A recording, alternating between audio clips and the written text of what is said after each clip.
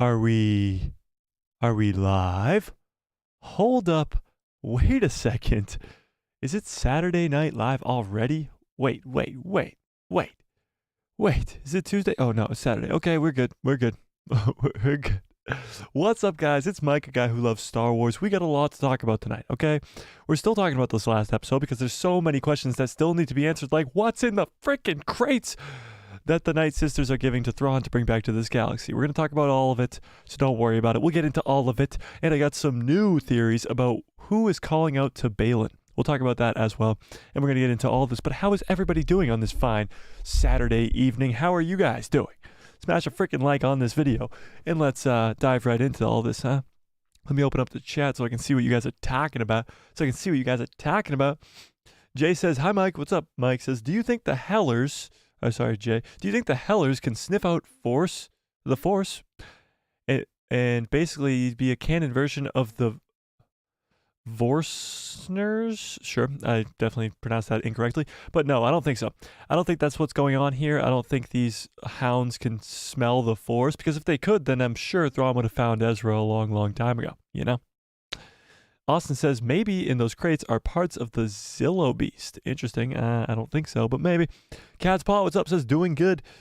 Anthony says, Mike, I have to say, that recent discovery that the ruin on the castle of Peridia praises the ancient Zepho Sith warrior Kujet gives quite a clue to who's calling to Balin. Yes, Anthony, we will get into that in just a little bit here, because that right there might just give us the key to the answer of what the hell is calling out to Balin, because we've been talking about this for days now, and I think you might be onto something there, Anthony. I think you might be onto something there. People thought, oh, it could be Abeloth. People thought it could be another Sith Lord, maybe the Grisk, maybe the Vong. I think it might be something else. I think we might be getting a little bit of a weird surprise here come this next episode of Ahsoka. And a lot of people might be shell-shocked to hear what it could be. Cat's Paw says, I saw another channel. I saw that on another channel, and I thought it was interesting. Yeah, I agree, Cat's Paw. I think it's fascinating, and I am working on a full-on video, breaking all of it down, giving it piece by piece why I think this is true and why I think this is what's actually going on here. And that video will most likely come out tomorrow. If for some strange reason I don't finish it tonight, it will come out on Monday, but I do think it will come out tomorrow. By the way, thank you guys for coming to that premiere earlier today. That Grogu video was pretty hyped. Let's actually start off the stream tonight with a poll. Do you think Grogu will be in Ahsoka? And give me a 1 into the chat if you guys saw that video, because honestly, I didn't think Grogu or Din Djarin would be in the Ahsoka show until I found out about this thing. And we're gonna watch the featurette. We'll watch it right now. Actually, let's watch it right now. Let's just. Do you guys want to watch it? Do you guys want to watch it? Do you guys want to watch it? What do we think? Should we watch it? Should we watch it? What's up, you pal Joe? Abeloth, I don't know. It could be Abeloth, but I don't think so. Anthony says, Mike, I've been thinking about those crates carrying at least 2 things: the bodies of the fallen stormtroopers and officers, or the Usalamari. Ooh, the Salamari would be insane. The Salamari would be absolutely insane. I don't think it's more fallen stormtroopers, because if it was, why wouldn't they just bring them back to life? What's the point of transporting them if they're not just going to bring them back to life right now? Makes no sense. I think, well, we'll get into what I think. I can't just give you all the secrets right away in the first 2 minutes of this video, or else the live stream wouldn't be anything, you know? Freak Seek says, what's up, Freak? Says, got caught up in music by one OK Rock, but I'm here for Dad Bod Thrawn and Bearded Ezra. Nice. Yeah, Dad Bod Thrawn. Nice, Freak Seek. What's up? Maybe next season we'll see Grogu. Well, I don't even think there'll be a second season of Ahsoka. I don't. It could be Force Ghost Yoda. Yeah, let's watch it. All right, let's watch this thing. Let's do it. Mace Windu Reborn. Yeah, no way, Cappy. No way, Jose.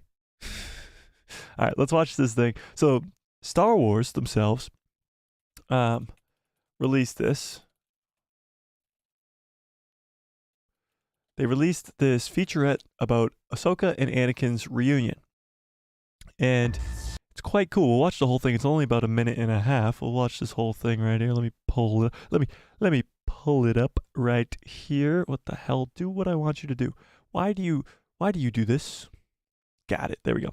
All right, let's watch this thing right here. This is pretty cool. I mean, it's because of the writer's strike and the actor's strike that we can't get any awesome, cool feedback from Hayden Christensen and how he enjoyed the role so much. So this is behind the scenes type stuff that would probably have been in a gallery episode type thing. And I'm sure we'll still get a gallery episode for the Ahsoka show. But a lot of this probably would be in that gallery episode, but this is what they released because the writer's strike's going on and the actor's strike is going on, and Hayden couldn't really say anything. What's up, Darth Revan? How we doing? Whoops, that is way too quiet. It was amazing to have Ahsoka and Anakin back together again. You can say that again. As I was figuring out the story. What do their hats say, by the way? What are those hats? Somebody screenshot that and zoom in. They're all wearing these same hats, and Dave's even wearing it. What do the hats say? It looks like a bird on it or something. I don't know.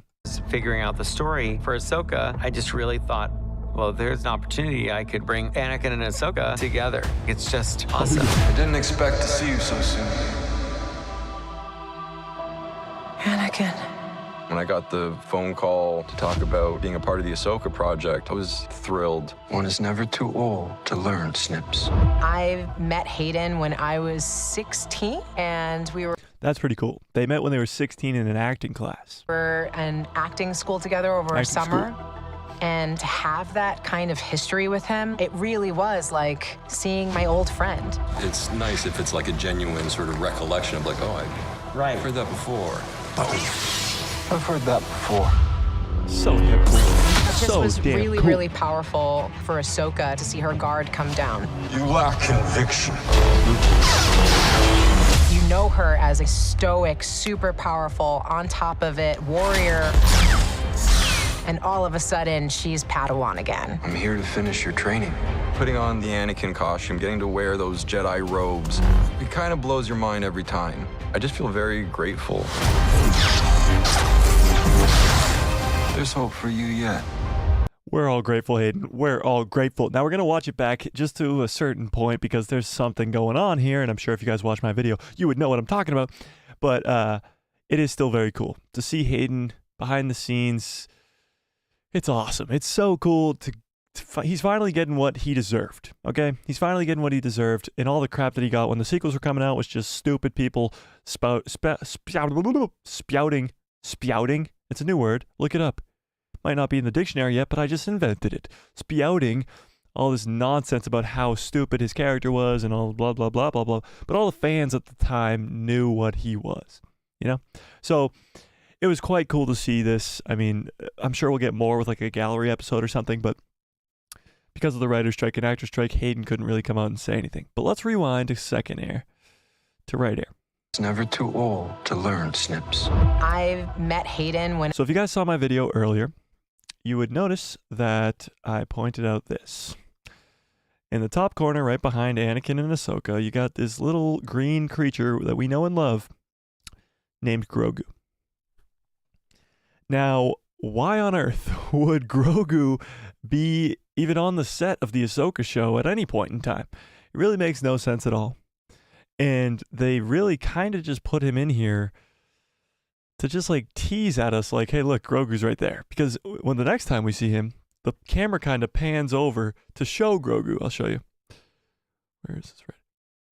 and to have that kind of history with him, it really was like So right there. So we get this cool shot to of have that kind of history with him. It of Dave, Rosario, and Hayden all taking a selfie on her phone. And then the camera just kind of pans over to show you that Grogu's also in the room. Like Grogu's also in the background of the selfie, probably not because of the angle, but he's also in the room. So, really was like he's right there, just hanging. Oh, you guys can't see that. Cuts off right there. He's right there, just hanging out right there in the background. Why is he up on this tower? I break it down in my video, but it's a little strange. I mean, do you guys think he'll be in the Ahsoka show? Like, that kind of sounds crazy. Friggins, what's up, Friggins? How we doing?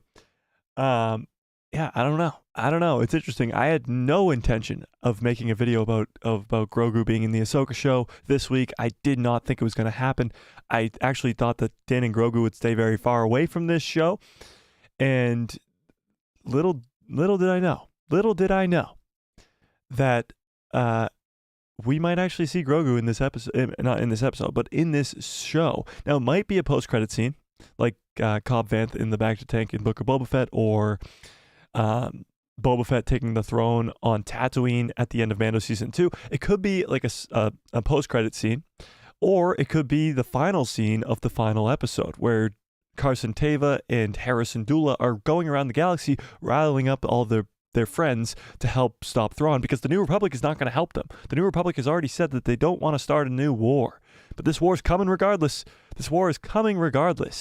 So I think the last scene of this show could actually be, whether it's a post-credit scene or the actual last scene of the show, could be Carson Teva, Harrison Dula, going around gathering up all their friends. And those friends are Zeb Orrelios, Captain Rex, if he's still alive, Captain Rex, Din Djarin, Grogu, Boba Fett, Bo-Katan, and the other Mandalorians. All these people are connected in one way or another. Din Djarin has been friends with Carson Teva since Mando Season 1. Din Djarin is also friends with Boba Fett, also friends with Bo-Katan and the other Mandalorians. Harrison Dula, on the other side, is friends with Captain Rex, Zeb Orrelios. And, of course, Ezra, Sabine, and Ahsoka are hopefully on their way back from this new galaxy. But what do you think? What do we think? Did that maybe change your mind about possibly having Grogu in this show? Because right now, 62% of you say no. No Grogu in this show. And I would have believed you. I would have agreed with you yesterday. But at this point, I actually think the last final scene of this Ahsoka show will be this recruiting all these people. And we could see this amazing scene of the Ghost crew getting back together, of, oh, maybe not all of them, but Zeb Orrelios getting back together with Hera and Chopper and Jason. And then Mando and Din, kind of like a Thanos saying, fine, I'll do it myself, when he grabs the gauntlet in 2012. Something similar to that. Now, we might not see Bo-Katan and Boba Fett, but we'll get the connection of Din and Grogu, and it'll be implied that they're going to get Boba Fett and Bo-Katan to go help them. But I don't know. What do you think? What do we think? Let's see what we think. Friggin says, hello there. What's up, Friggins? Darth Revan, what's up? How we doing? All right, let's see. And Kata, what's up, Kata? All right. Let's see what you guys are talking about. Your pal Joe says, Morgan says to Thrawn, I've seen the catacombs. It can take you about 3 rotations to load the ship. Yeah, we'll talk about that in a bit. Cappy says, why can't they just bring them back to life in the current galaxy? Yeah, if those crates were filled with the dead stormtroopers, yeah, I completely agree. That's why I don't think it's the dead stormtroopers. I don't think it is.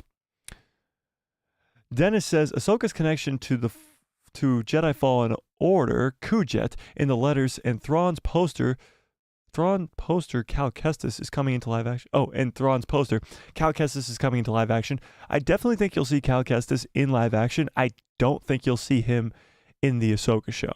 I don't think so. I think they'll be holding off Cal Kestis, I'd guess, for another couple years. Maybe he'll come up in the movie, maybe not, but at some point in time, he will come into live action. Yes. Cat's Paw says, I think the galaxy has run out of juice, or they are being blocked to a certain extent. That would be kind of interesting. Freak Zeke says, I love these behind the scenes. I love them too. The gallery episodes for The Mandalorian Season 1 and Season 2 and Book of Boba Fett even are really, really good. I love those things. Oh, and the Kenobi one, probably better than the show. Your pal Joe says, I think Thrawn made a deal with the Night Sister mothers that if they brought Morgan and away back to the galaxy, then they would have to bring their dead Night Sisters with him so that they can go there together and go to Dathomir. I'm on a similar track as you, Joe, but we'll get into that in a little bit. Anthony says, am I the only one who suspects that by the end of this series we will see Force Ghost Anakin speak to Ahsoka, giving her official closure, good tidings, and insight into the future of the galaxy? No, I think we'll definitely see Anakin again. I think Anakin is for sure a thing. I think you'll see him again, maybe even multiple times. I think one of those times will be a training hologram, because we still haven't heard the line from the trailer, the crazy trailer that broke the internet, where Hayden goes, in this in this war you'll fight more than just droids or something along those lines. We haven't heard that. We didn't hear that in the Clone Wars flashbacks. We didn't hear that in any of that. So that's probably going to be in a training sequence in like a hologram. It might not be a flashback, probably a hologram, but it will most likely be in this next episode or the episode after, of course, because there's only 2 left. But I do think we will hear those lines from Anakin himself. It wouldn't make sense for it to be a Force Ghost Anakin, because why would he be telling Ahsoka that? That makes no sense, you know? Darth Revan says, do you think we'll be seeing Dathomir in this show?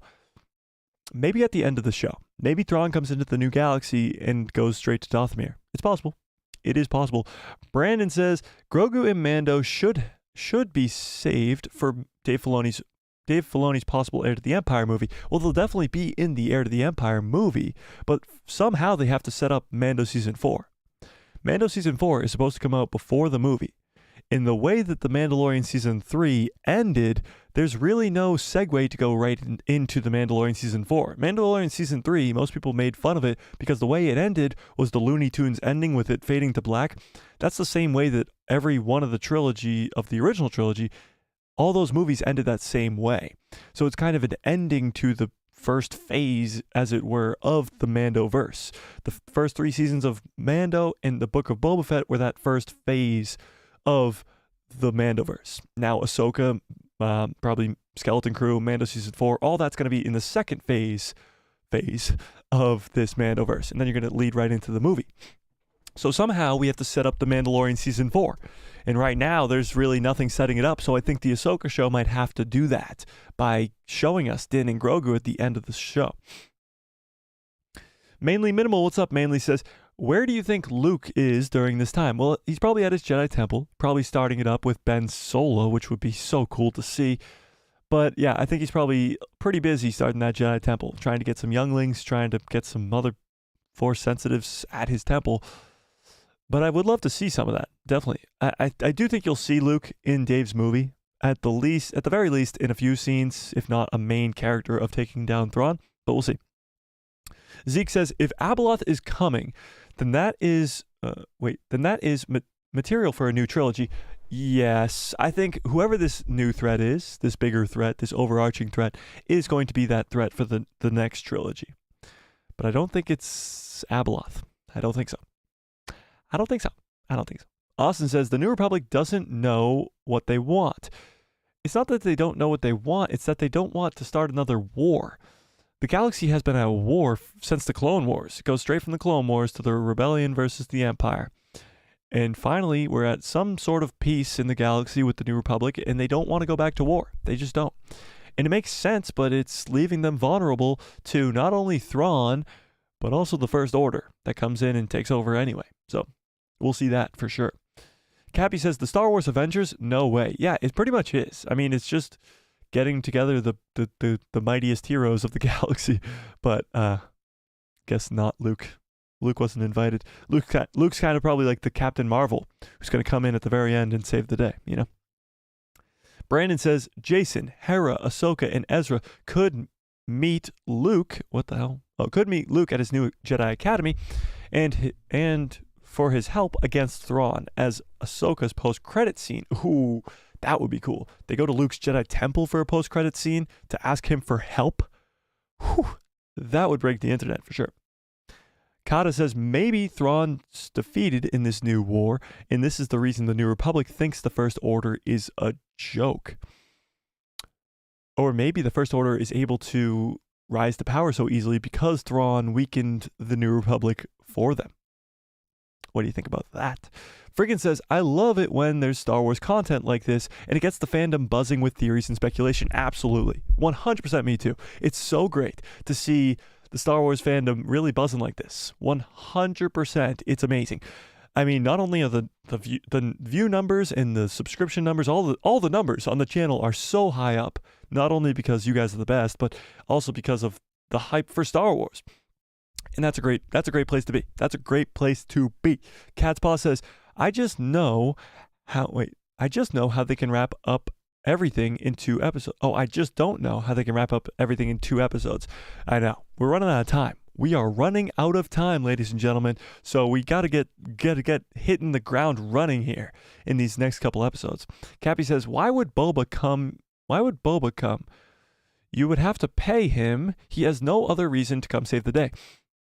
Well, they've been setting up Boba to be more of like a beta Fett, as people call him, but Din Djarin in the Book of Boba Fett is about to get paid by Fennec to come help Boba, and he says, no, it's on me. Maybe Boba will just return the favor, or maybe Boba just has a change of heart. I mean, the Boba we see in Book of Boba Fett is a completely different Boba Fett than the selfish one we see in the original trilogy.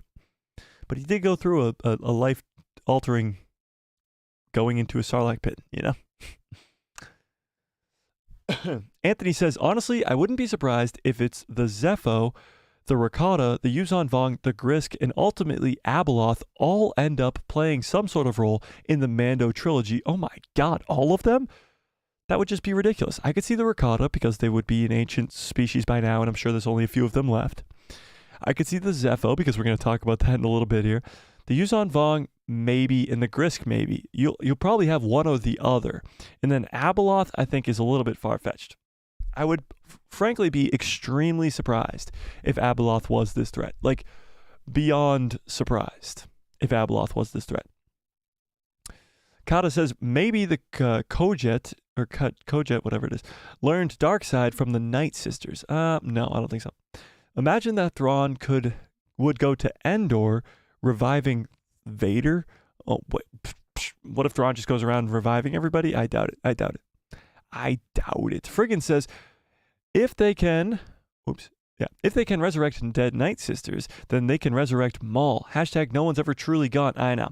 No one's ever really gone in Star Wars. And with these Night Sisters being able to bring people back to life, I mean, is really anybody truly gone? I think you will see the end of these Night Sisters. I think they'll kill off all the Night Sisters to kind of negate the bringing everybody back to life. Maybe not. Maybe they do bring the Night Sisters back, but we'll see. Cappy says, the bad guys don't have a big army. However, they can join forces with the Imperial Remnant waiting on the other side. Yes. So Thrawn's army's not that big. It's not. He's got the Chimera, but that's it. One ship versus, I mean, the New Republic has a whole fleet. Like multiple fleets. They got all of the Empire's ships plus their own. So they do have to have some reinforcements. And I think the remnant of the Empire is a lot bigger than we think. I mean, we see a glimpse of it in The Mandalorian Season 3 with the Shadow Council meeting and even Moff Gideon's base on Mandalore is pretty damn big. Darth Revan says, when's Ben Solo born again? Has he even been born yet? Yeah, so he's probably about 9 to 10 years old by now. He's conceived at the Battle of Endor. So when they're celebrating on Endor, Han and Leia kind of sneak off screen and do a little thing in the bushes, and then out comes Ben Solo. So he's about 9 to 10 years old right now. So about the time when he joins Luke's Jedi Temple. It's about this time. So, yeah. Friggin says, smash the like button, you scruffy-looking nerf herders. I know. What? Come on, guys. Smash a freaking like on this video. What are you waiting for? What are you waiting for? We got 12 people here and we only got 8 likes. What the hell's going on here? Thanks, Friggins.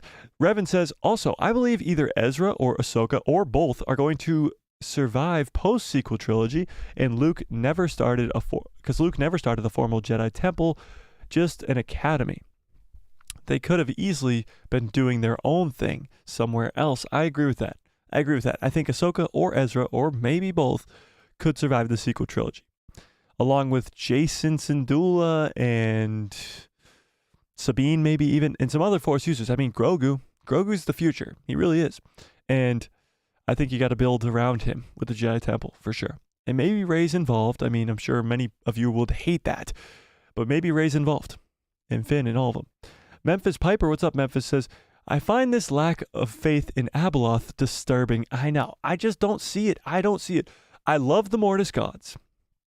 And everybody thought when Anakin showed up in episode 4, the whole speculation was, oh, he's the son, he's evil, he's going to fight Ahsoka. And he eventually does fight Ahsoka, but it's in a different light. It's actually Anakin, and he's actually training Ahsoka to live or to die. but I think they're gearing away from the Mortis gods. Dave Filoni has said it on multiple occasions. He wants all that to remain a mystery. He wants that to remain a mystery, and bringing in the mother, or Abeloth, who was banished from Mortis and is another Mortis god, although it makes sense, it kind of just seems too good to be true at this point. Honestly, just maybe I'm wrong, and I could be way off on this one. Because my predictions, I usually go big or go home with. I'm sure, as you guys notice, I thought Shin was going to die and all this stuff. And when I'm right, I'm right. And when I'm wrong. Way wrong. But I actually don't think the Abeloth thing is real. I would have made 1,000 videos on it by now if I thought it was real. You guys would have heard from me for sure. But I don't think it's real. And I'm making a full-on video about why I don't think it's real that will most likely come out tomorrow. But we'll talk about it. We'll talk about why I don't think it is after I catch up on these chats. Brandon says, could Thrawn's big plan be to conquer most of the galaxy except for his species, the Chiss, since he cares about them? Well, it seems like Thrawn joined the Empire to protect his people. He left the Chiss ascendancy to join the Empire to protect his home world. And that's canon. That's in the Thrawn canon novels. So I think he's trying to take over the galaxy, again, yes, to protect his people. But from what? What's he protecting his people from? That's kind of the big overarching question here. Because Balin knows, and we don't.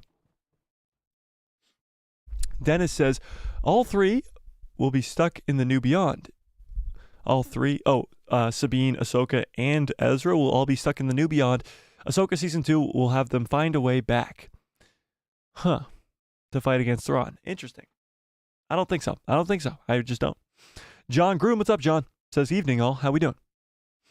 Cat's Paw says, I think Ben Solo is about Jason Syndulla's age. I think Jason's probably 2 or 3 years older. Yeah, like 3 or 4 years older, actually. So, yeah, a little bit older. A little bit. Yeah. Yes, the sequel takes decades. No, it doesn't. The sequel is in decades. The sequel trilogy's in decades. It's about 25-ish years from now. But the sequel trilogy's about a year and a half. Like literally from The Force Awakens to the end of Rise of Skywalker is about a year and a half to 2 years. Somebody fact check me on that. But I'm pretty sure it's about a year and a half to 2 years. And that's not a lot of time at all. That's literally like no time when there's the Star Wars galaxy. Like that's nothing. That's absolutely nothing. So we'll see. But you definitely have a ton of time to tell this story about Thrawn and about this whole New Republic falling stuff. So you got time. What's up, Sulfur Squirrel? How we doing? Honey Badger, how we doing? Dennis says, the Zepho constructed the temple on Peridia. Yeah, we'll get into that. Kata says, look, almost all the remaining of the Empire are working for the First Order control of Rey Sloane. Just Thrawn and the Shadow are trying to destroy the New Republic now.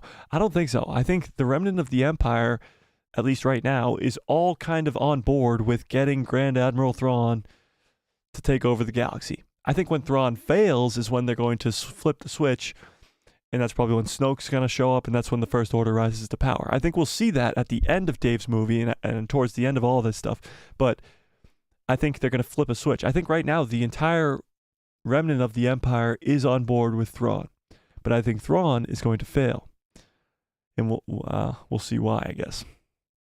We shall see. John Groom says, could there be a Force priestess Yoda meet? Oh, could this be the Force priestess that Yoda meets? No, I don't think so. But maybe. I just don't think so. Cappy says, Morgan looks way different than the other Night Sisters. She's basically human. Yeah, she does look way different. But Night Sisters don't have to look the way that the Great Mothers do. The Great Mothers are very similar to the way we remember seeing the Night Sisters in the Clone Wars, but there are many different versions of Night Sisters. You know, there's not just one size fits all when it comes to Night Sisters. It's like Night Sisters are just people who use magic pretty much. So it's like people who use the Force. They can look like anybody. You got Yodas and you got Luke Skywalkers. There's an endless amount of people who could be either or. Revan says, my only worry is that I hope that the Heir to the Empire movie isn't overcrowded with these characters. We got the Rebel crew, the Mando group, and the original trio, plus any new characters they might bring in. That's true, but do you think the Ahsoka show is oversaturated? Do you think the Ahsoka show has too many characters? There's a ton of characters in the Ahsoka show. Sabine, Ahsoka, Hera, Ezra, Huge Wang, Carson Teva. You even got Mon Mothma early on, but that was kind of more of a cameo. But those are main characters, the ones I listed off before that. Then on villain side, you got Balin, Shin, Morgan Elsbeth, Thrawn, now Enoch, like the Night Sisters. There's so many characters, even new ones like Balin and Shin, that are all just put right in front of you.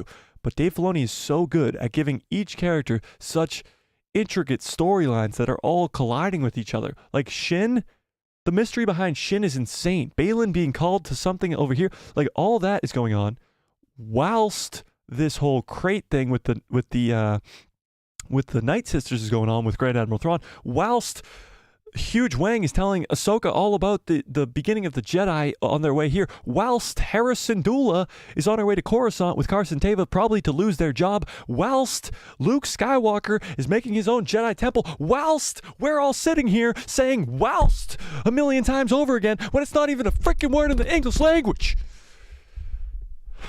So yeah, that's where we're at, you know? That's where we're at. So I'm not that worried about Dave's movie being overcrowded. I do think he will be getting a trilogy. I still am on that path that he's going to be getting a trilogy. And I think you have plenty of time to tell a story. You have plenty of time to tell a story. And you think about even the original trilogy. The cast is enormous. You have the original trio, but you still got Lando and Chewie and even way more side characters like Mon Mothma, but even villains. Vader, Tarkin, Palpatine. Like there's a ton of characters. It's just about who's telling the story and how well the story's being told. Simple as that, you know? Yeah, I know. But yes, it would fit a lot easier in a whole trilogy. John Groom says, I like the theory that Shin will be a canon version of Mara Jade. I do like that theory. I do. But we'll see. Your pal Joe says, Mike, I sent you a super interesting IG clip that blew my mind a little bit. Should we check out the IG clip that Joe sent me? Should we check it out? Should we check it out? Oh yeah, I've seen that. Joe, we're gonna watch it. We're gonna watch a full-on video about that. We're gonna watch a full-on video in just a few seconds here. Yeah. Kata says 1 year between episodes 8 and episode 9, and about less than a month between episode 7 and 8. So yeah, a year and a half, right? Less actually, a year and a month. A year and a month is the sequel trilogy. A year and a month. You're telling me we can't just neglect that year and a month if you want to in your own headcanon? Want to talk about Ezra's necklace? Ezra's wearing a necklace? You mean like his chainmail thing? Maybe it's just, I'm not too sure. Honey Badger says, pretty good. Not feeling the best, though. Oh, that's tough. What's up, people who love Star Wars? Yeah, don't worry about being late, Badger. It's perfectly fine with me as long as you are here. I definitely think that we will see Grogu and Mando at the end of Ahsoka. There we go. Somebody's on my side. And we'll set up their final season with Mando Season 4. After all, Dave did put Grogu in Rebels in the mural that we saw months ago. Yeah, I made a full-on video about that if you guys have no idea what we're talking about here. But Grogu might have been in the Rebels Season 4 mural. That's kind of crazy, too. Kind of crazy. Kata says, Rax had the Palpatine's orders, and he told them to raise Sloane. So the plan is to make the First Order till Palpatine returns. Maybe, just maybe, the plan is more than that of Episode 9. It's possible, but I do think that plan right now is kind of on the back burner because Pelion is like, guys, Thrawn's on the way. And you have people in the remnant of the Empire like Moff Gideon who's like, I don't care about Thrawn, I'm going to do my own thing. And probably the people who want to bring back Palpatine, like Hux's dad, who are probably like, I'm going to do my own thing. But there is the majority of the remnant of the Empire waiting for Thrawn when he comes back. You know? Brandon says, if Thrawn escapes Peridia, his strategy could be to take the Chimera to meet up with Captain Pelion, exactly like I said before, his fleet, and invade the New Republic. I do think that's what's going on here. I think he's going to raid Coruscant, and it's going to be sick. And that's why Coruscant's not the capital in the sequel trilogy.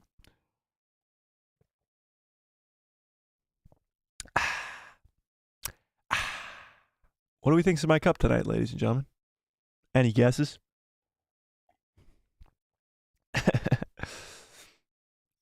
Kata says, maybe Palpatine returns again in Rey movie.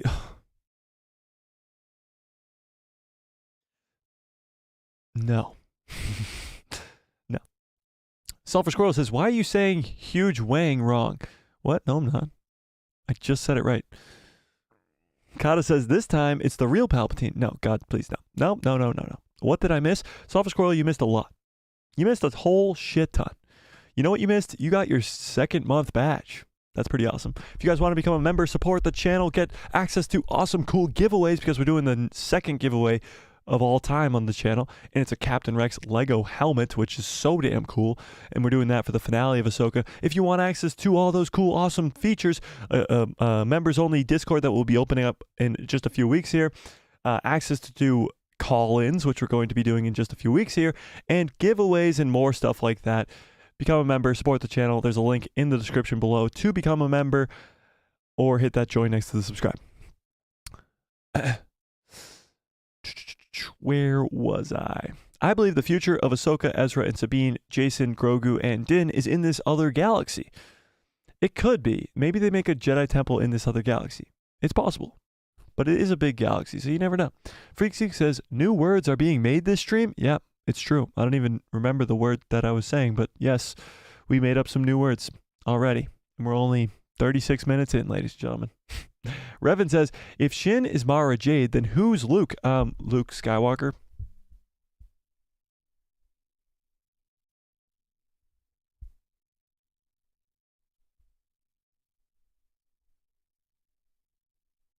Am I right? Pal Joe says, dude, I'm so hyped. Me too.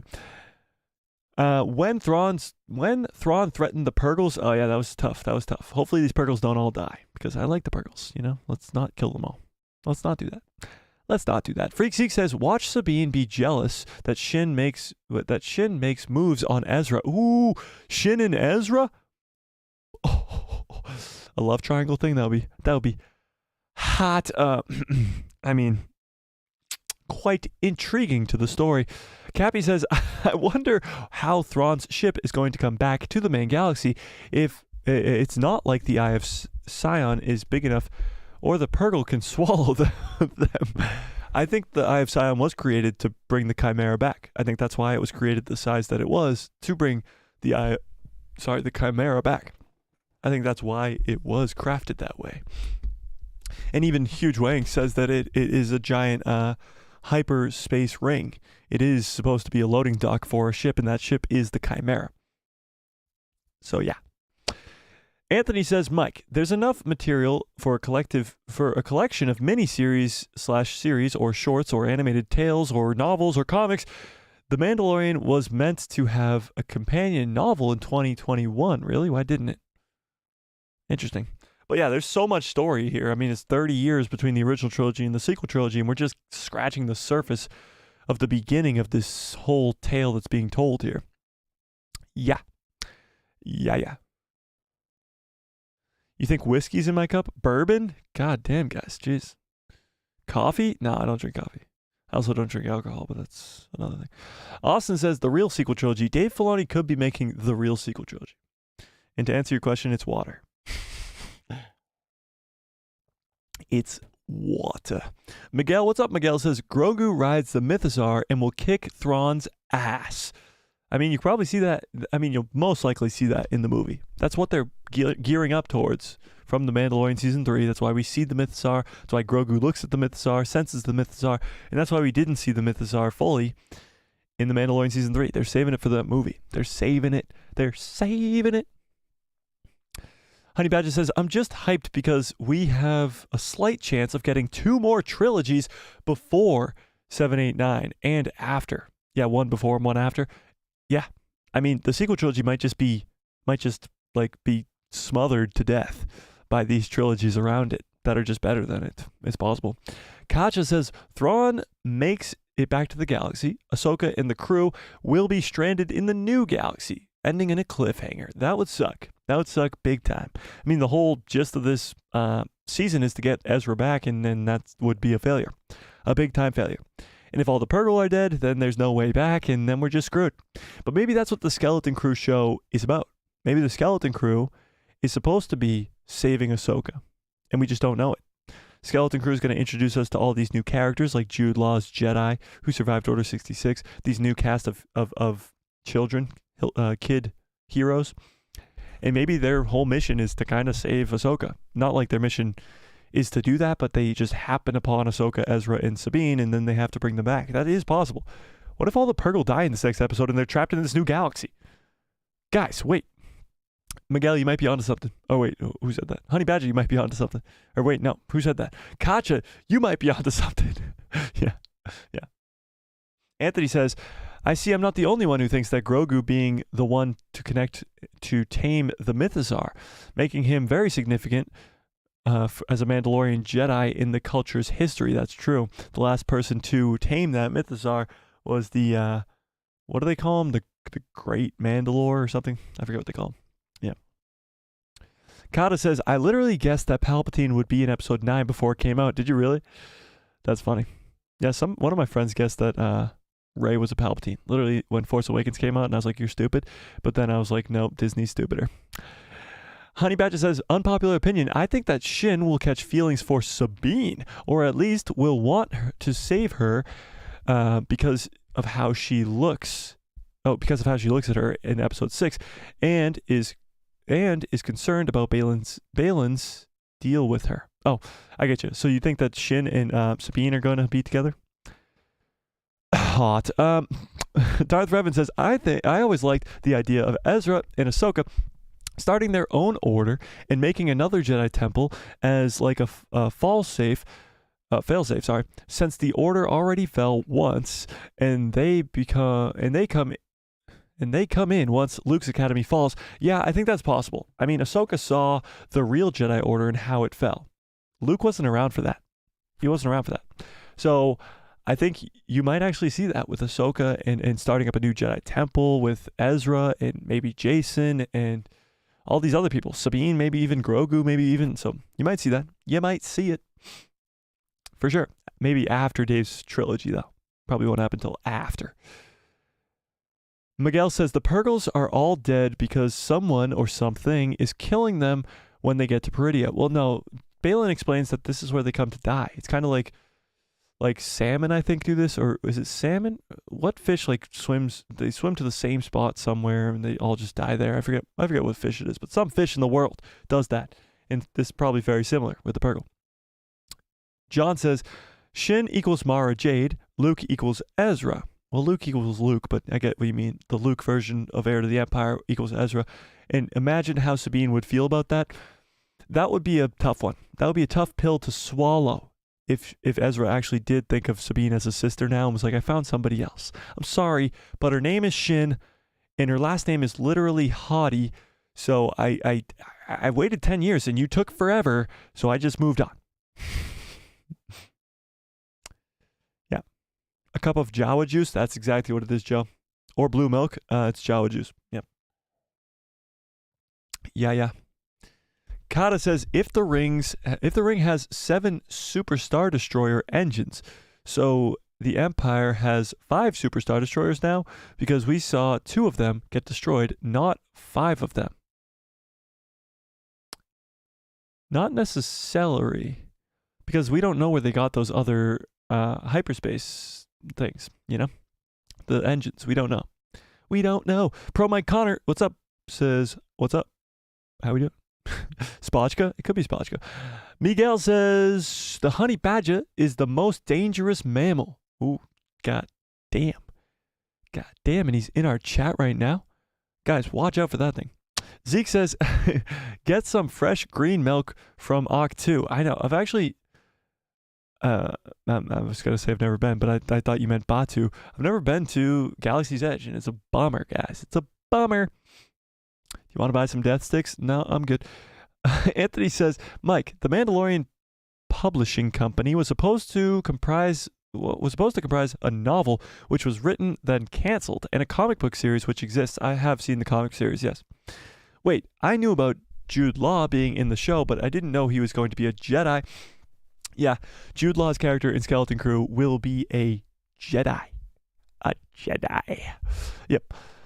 Yeah. Honey Badger says, and what? Wait. And what's even more wild is that Ahsoka could and most likely will survive past episode 7, 8, 9 and will be alive and well during Rey's movie era. It's true. She will be. I think so. The Ghost Crew could be a group of bounty hunter kids from Peridia with Jude Law as their mentor. I don't think they'll be from Peridia. I think these kids are actually going to get lost in this new galaxy, lost in the sauce, But we'll see. Finn, what's up? Finn says, hey, yo, everybody. Sorry I'm late again. Don't worry about it. Don't worry about it. Don't worry about it. All right, I'm going to catch up on these chats in just a few seconds, but I want to get into what I think is going on in these crates, because these crates, I mean, it's the thumbnail of this video. We got to get to it.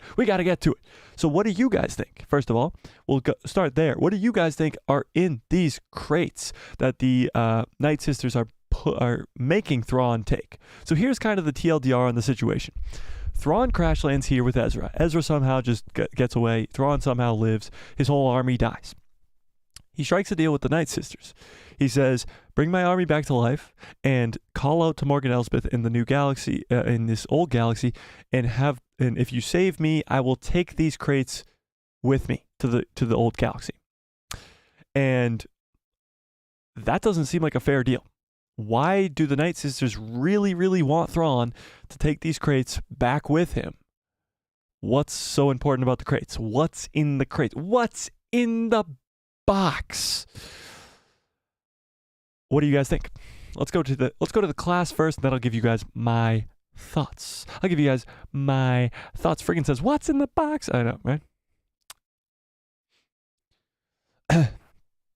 Night Sister remains. Interesting. The crates have beer and some welcome back party. There you go. Night Sisters. Interesting. I thought Skeleton Crew was in the High Republic. No, it is not. It is during the Mandoverse time. Crates equals dead Night Sisters easy. I wouldn't say easy, but I mean. So I think there's a few options here. The box are the words Palpatine returns. Oh God, Kata. Night Sister remains an ancient Night Sister artifacts. Interesting. I'd say the crates contain remains of warriors Thrawn wanted to reanimate, and I know that you don't agree, but Maul. Okay. Most likely Night Sisters. Every box is a clone of Kanan Jarrus.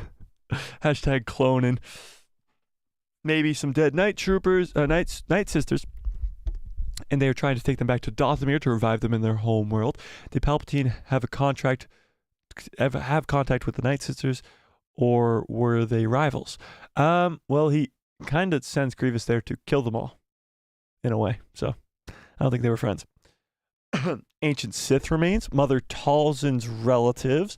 Maybe Thrawn wants to make the Eclipse Super Star Destroyer. It could be some ancient Sith Lords. Interesting. All right. So we got a bunch of different options here. Sith Lords, Night Sisters, Undead, some more of the Stormtroopers. Could be some more pieces to a weapon, or maybe some undead Mauls, some undead Zabraks. Are they called Zabraks? We got a bunch of different options here. And the one I think is most likely, and it's the most likely one. It's not my favorite one. It's the most likely one, is the Night Sisters. Now, I think it could be dead Night Sisters that they are bringing back to their home world of Dathomir to bring them back to life. Now, why they have to be on Dathomir to be brought back to life, I'm not too sure. There is another situation going on here. Thrawn, these Night Sisters, and everybody else seemingly on this planet is on the run from whoever's calling out to Balin, or this greater threat that's out there. Thrawn is trying to leave as fast as possible, and the Night Sisters seem to be coming with him. So they all seem to be on the run from whoever this is. Now, maybe, just maybe, whatever's in these crates might be very important as like a weapon or some sort that they can't let get into the hands of this other place. Now, somebody mentioned earlier that that Morgan Elsbeth says that it's a catacomb, which refers to it, of course, being the dead people inside. And it's most likely that it's dead Night Sisters. Now, the only reason I don't think it's the dead Night Troopers, the Night Troopers is what they're calling Thrawn's army of Stormtroopers. The reason I don't think it's more undead of those is because, well, first of all, there's not that many of them. the only amount of stormtroopers there were the ones that were on the Chimera when it crashed, and that's not that many. It's not like a whole army of stormtroopers were just there in the new galaxy, so I don't think that's the case. However, there's a bajillion, it's a word, look it up, a bajillion of these boxes. Like, there's so many of them that Morgan Elsbeth literally says it's going to take 3 days, 3 whole days to get all of them on board the Chimera. Now, why they didn't load the Chimera first, I'm not too sure. I don't know. Why they didn't load the Chimera while they were waiting for Morgan Elsbeth to show up, I don't know. But there's something of extreme significance in these boxes. So much so that the Night Sisters created a deal with Thrawn, who they had zero relation to, didn't have to help at all. He created a deal with them to help him by giving him an army, but also help him get back to his home. And in return, he would just take these boxes with them. That's it. Simple as that. Take these boxes with you. Just take these boxes with you. There's like thousands of them. It'll take you 3 days to load your ship, but just take these boxes with you. I don't know. I literally don't know what's in these boxes. I could not tell you for the life of me. That's why I haven't made a full-on video. That's why I did this live stream, because I don't know what's in the boxes. I don't know. Like, the most likely scenario is these Night Sisters that are dead, that they're going to bring back to life on Dathomir. But why do they have to be brought back to life on Dathomir? They brought back to life these stormtroopers here. Why can't they do it with Night Sisters here? Makes no sense to me. That's why I wanted to do the live stream, so we could speculate together and come up with a conclusion ourselves, because I couldn't make a video on, because I don't know. Quite frankly, I just don't know. So we got to come up with a conclusion ourselves. Should we take a gander at the picture of these boxes? Crates, Night Sisters, Ahsoka. Let's see if it shows up. Crates, Night Sister, Ahsoka is just what I Googled, ladies and gentlemen. And let's see if it shows up.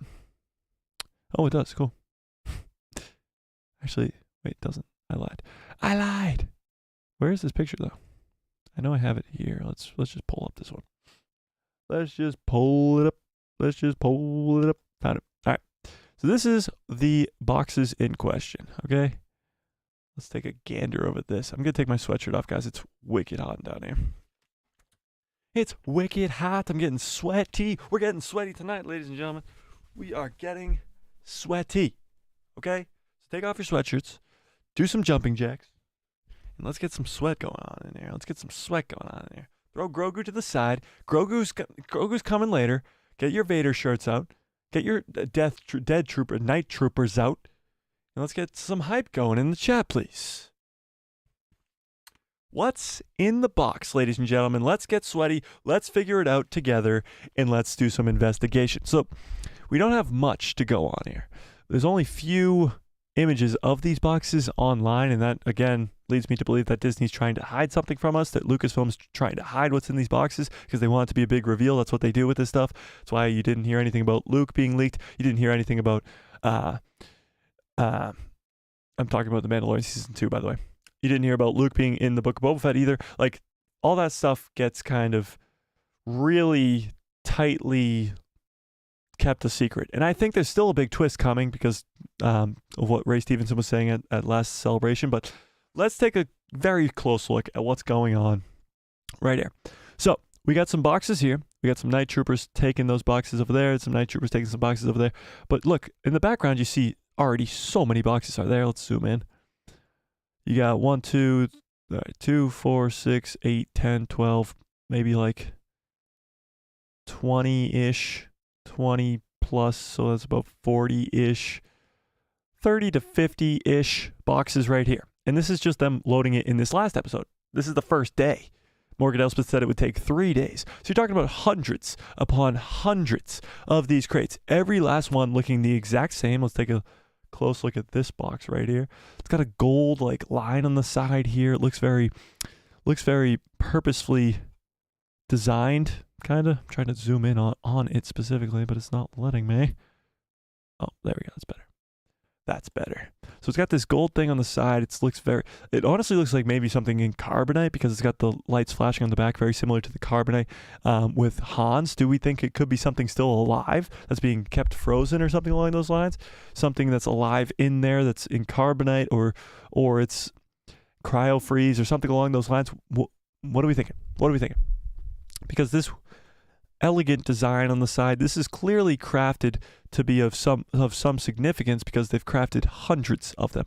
Hundreds, and they all look exactly the same with the exact same thing going on here. Now, the only thing that is weird is if it was a tomb, if it was supposed to be a Night Sister like casket, why does it have technology on the back? Why does it have these blinking lights and this what looks to be the same as the side of a what the hell is it called? I just said it like 10 times. The carbonite thing. Why does it have technology on the side? That doesn't really make much sense at all. It's so cool seeing the freaking Chimera, the loading bay or whatever.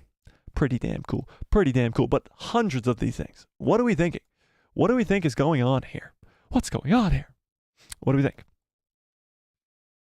Spice? Spice? No, definitely not spice. Zepho are small, I think. They could fit. Are the Zepho small? Their statues are quite large.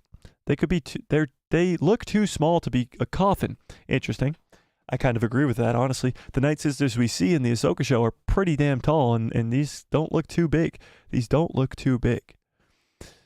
The box are like equipment boxes. That's also true. They don't really look like caskets. They look more like they could be holding a weapon of sorts or something along those lines as well.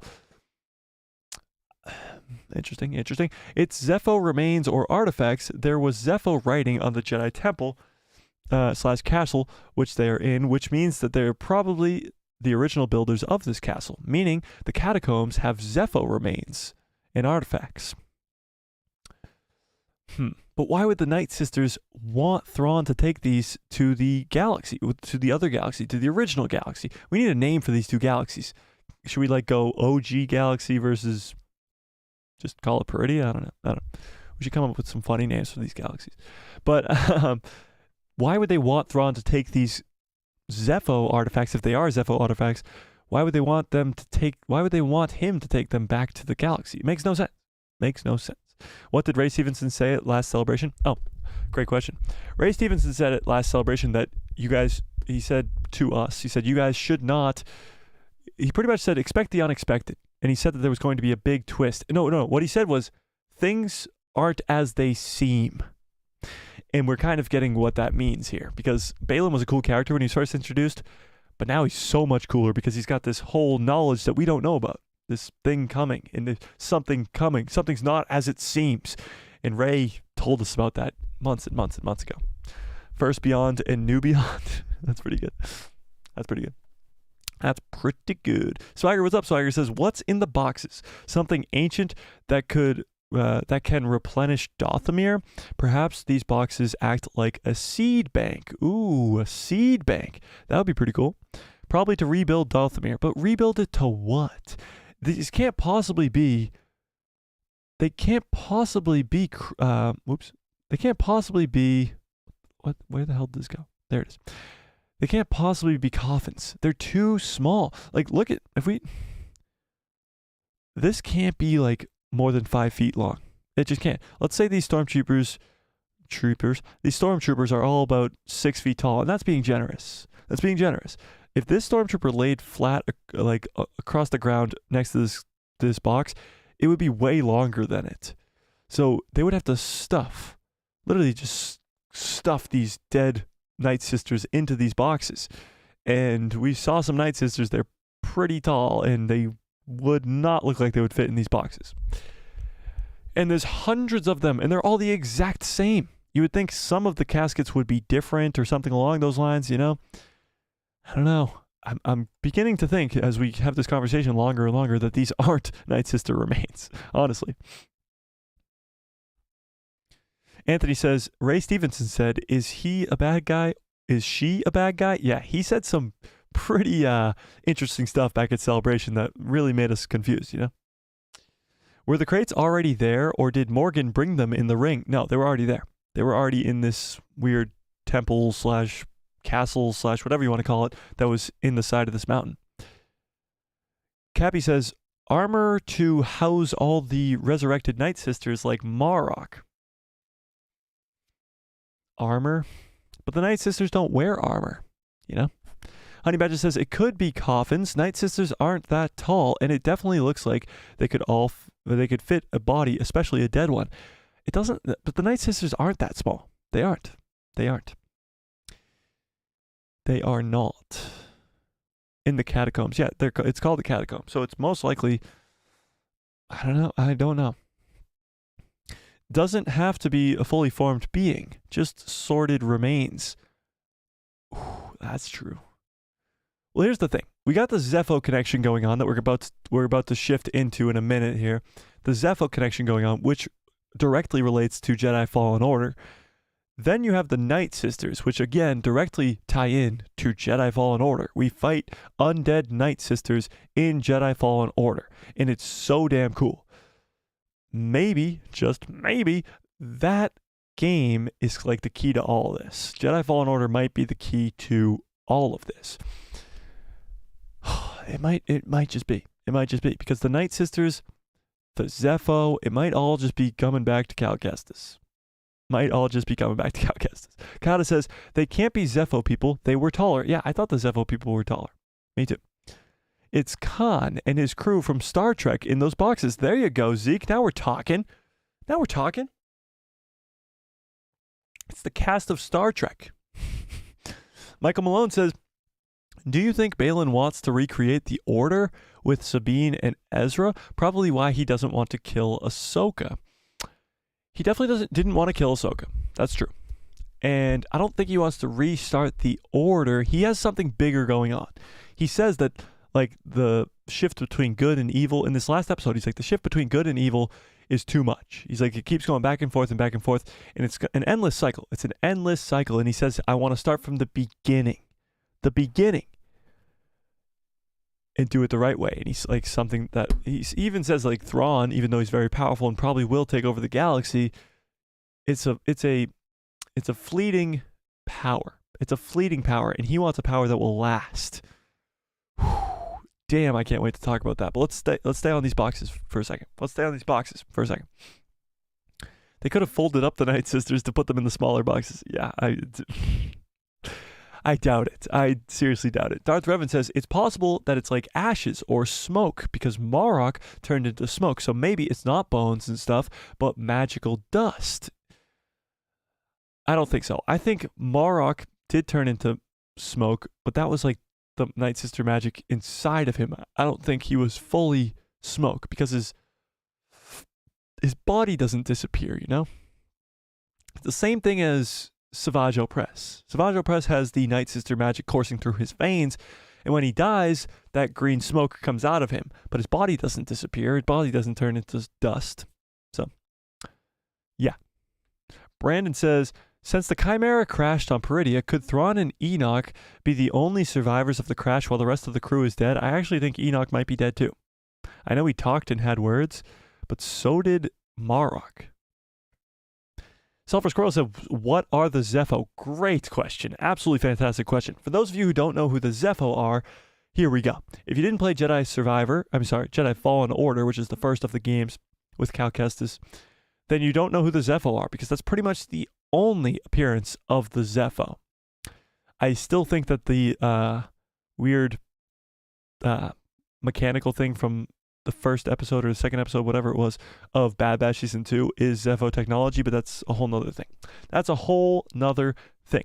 But who are the Zepho? Let's just look it up. Let's do the same thing we did with the whatever. So the Zepho are first introduced in, I believe they're first introduced in Jedi Fallen Order, and they're an ancient species that they worshipped the Force, kind of. And as Cal Kestis, you get to go into their old temples and do some cool stuff. But let's go to the good old Google. Who are the Zepho? Let's just do it.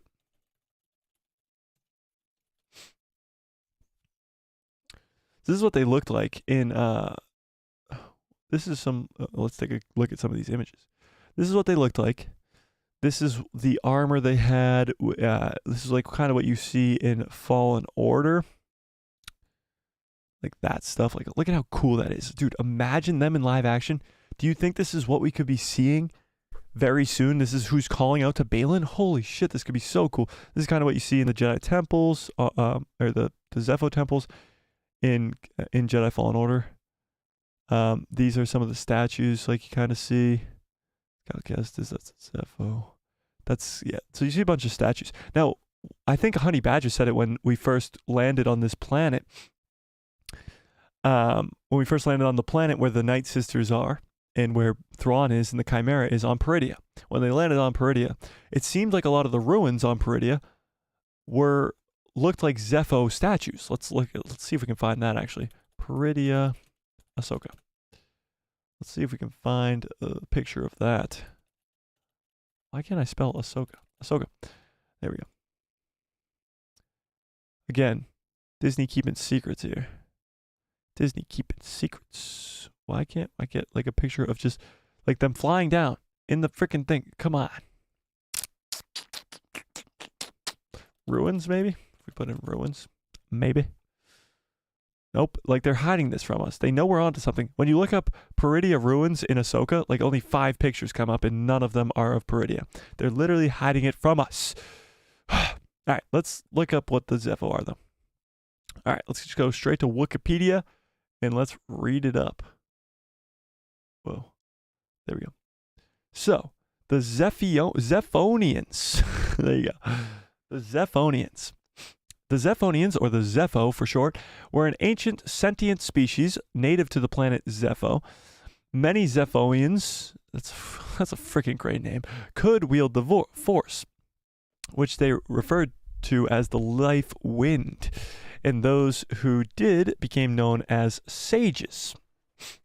Originating as a peaceful civilization, over time they became more and more corrupt. They're very similar to the Rakata in Legends. Now, the Rakata are in canon as well. They got referred to in Andor. And, of course, they're in the Old Republic games and all that stuff. But these Zepho are very similar to them. They start off as a kind of a peaceful species, and then they get corrupt. Eventually falling to the dark side of the Force, facing extinction, the remaining remnants of the Zephoians. I can't read today. Zephoians is the only word I can read for some reason, and it's literally not even a freaking word. Fled to the unknown regions of the galaxy, and they called what they called the Great Unknown, in hopes of finally finding peace. So this could be changed. This could be them fleeting to the new galaxy, Peridia. Let's read a little bit of this. The rise of the Zephoians. The Zephoians, whatever, have evolved from the planet of the same name, where they had constructed many statues and relics dedicated to several Zepho sages, which are more just like Jedi, Zepho Jedi almost, who were protected by the ancient automatons, known as Tomb Guardians. Interesting. 3 of these seemed sages, Kujet, remember that name, and Mictrol, were buried in elaborate tombs, both on Zepho and Dothamir. The culture extended beyond their homeworlds, with elaborate temples and tombs built on Kashyyyk, Bogano, and Othatho. Jeez, why did they make these Star Wars worlds so hard to say? The ancient Zephoians, like that's easy to say, had established good relations with the Wookiees of Kashyyyk.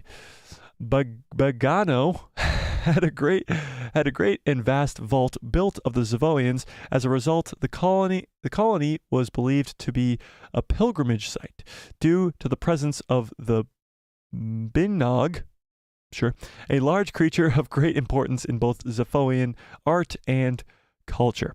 So let's just break this down for a little bit here, because this is a lot of information and kind of absolutely insane. So the Zepho are very, very similar to, they're like almost a combination of the Rakata and the what the hell's their names? The first Force users, like the very first that traveled. What are they called? The Quay or the Quay? What the hell's their names? Somebody help me out in the chat. What the hell's their names? The Quay or the Quill? What? You guys know what I'm talking about. What am I talking? Somebody help me out. Help me out, please. The Qua, damn it. I was off by a freaking vowel. The Qua, yes.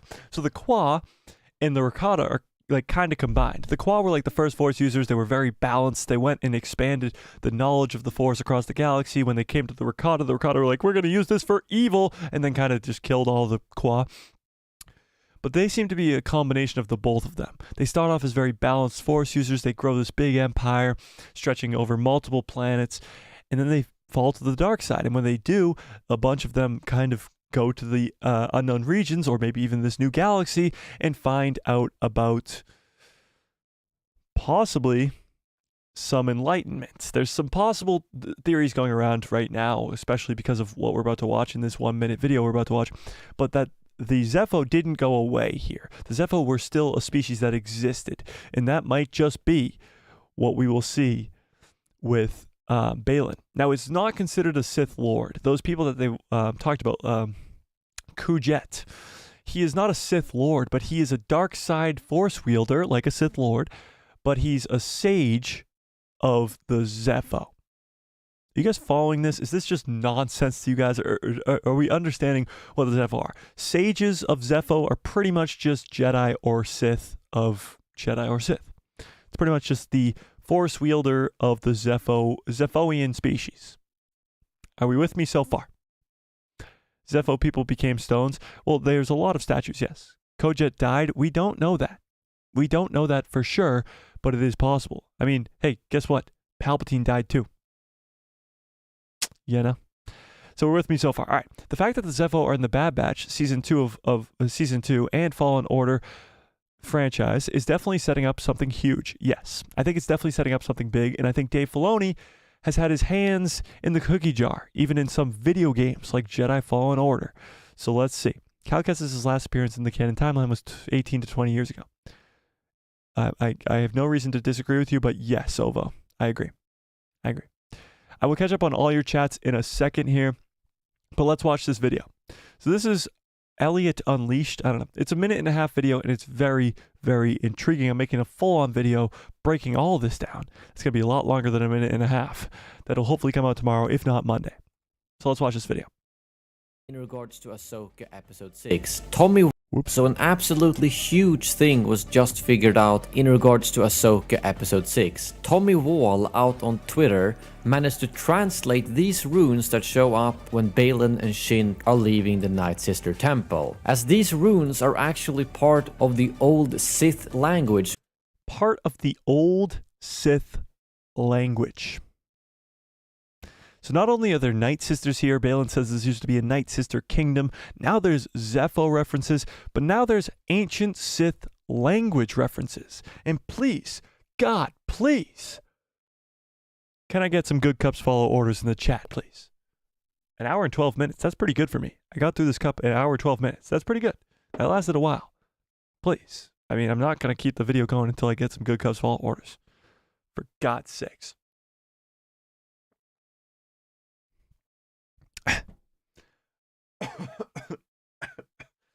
Thank you. All right, let's keep going.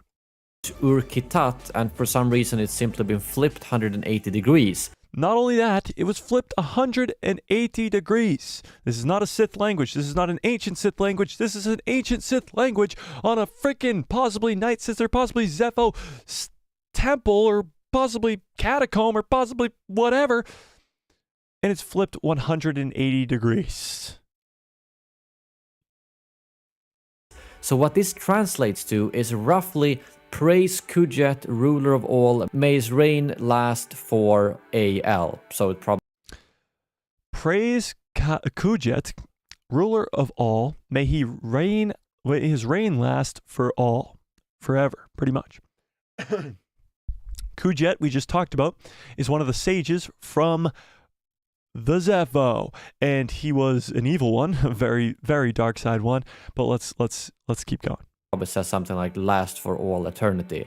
And if you don't know, Kujet is actually the dark side Zepho from Star Wars Jedi Fallen Order, an ancient species that was extremely strong in the Force and was actually confirmed to have left the other galaxy. And this is definitive proof that the Zepho actually went to Peridia. This is actually huge.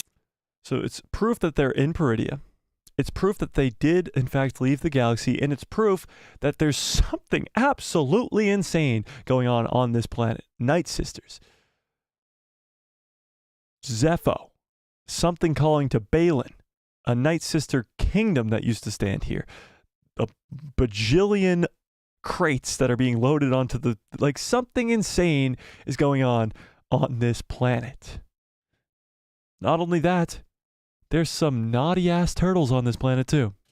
As it means that this isn't a Night Sister temple, it's actually a Zepho temple. We knew these runes looked similar to Zepho runes we saw in the game, but the fact that this spells out the dark side Zepho that basically made their entire species fall to the dark side, Kujet, means that it is by 100% a Zepho temple, and it's not unlikely that the Zepho has something to do with what the Night Sisters are fleeing from and what Balin's skull is searching. I thought this was a huge find. Yes, so very big what he's talking about right there. This is probably what Balin's looking for, and this is probably what Thrawn is fleeing from. Now, is it Kujet? Is it other Zepho? Is it a dark side wielding Zepho that somehow, some way is going to start it all? Why does Balin think that this Zepho, if it's an ancient Zepho, if it's a one-of-a-kind Zepho, if it is this person, why does Balin think that this person can start over and literally end the cycle of good versus evil? Why is he so convinced of that? Because the Zepho, they were, sure, very powerful at the time of their height, but they collapsed. Just like Balin says, the endless cycle goes on.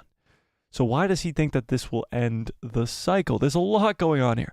An absolute freaking lot going on here. But let's talk about it, because this is fascinating. Absolutely fascinating. The fact that this translated in ancient Sith writing, rotated 180 degrees. 360 is all the way around a circle. 180 is half the circle, meaning it's upside down. Praise Kujet, may his reign last all, or forever, whatever you want to call it. What the fuck? Are you kidding me? The amount of... Like, this is Star Wars, okay? Let me just start with that. This is Star Wars. Anybody who comes on, like somebody commented on one of my on the watch party from last week and says shill alert, made me laugh. It absolutely made me laugh, because not only do they clearly not know the channel, because I call Disney and Lucasfilm stupid and dumb at least once a week. I haven't done it lately because of Ahsoka being so good, but they're stupid and they're dumb. The problem is this is Dave Filoni, and 1000% I'm a Dave Filoni shill. Shill me up. Do it. Because Dave Filoni, I will ride till the end of this earth with him. Because he does this stuff. He puts a Sith ancient writing upside down that says, praise Kujet, who was in fucking Jedi Fallen Order. Are you kidding me? Are you kidding me? The guy's the fucking goat, okay? He's the fucking goat. And that needs to be said right off the bat. Okay. So what does this mean for the Ahsoka show moving forward and the galaxy moving forward? If Thrawn is in fact running away from a dark side wielding badass Zepho. Let's take a gander at what those Zepho looked like again. Let's go take a gander at these images of the Zepho again real quick. These things, if he looks anything like this, oh wait, what the fuck? If he looks anything like this, or whoever, I mean, there might be multiple of them. If they look anything like this, with this badass armor, or even just no armor, with just the head, where'd the head go? With just this, I mean, dude,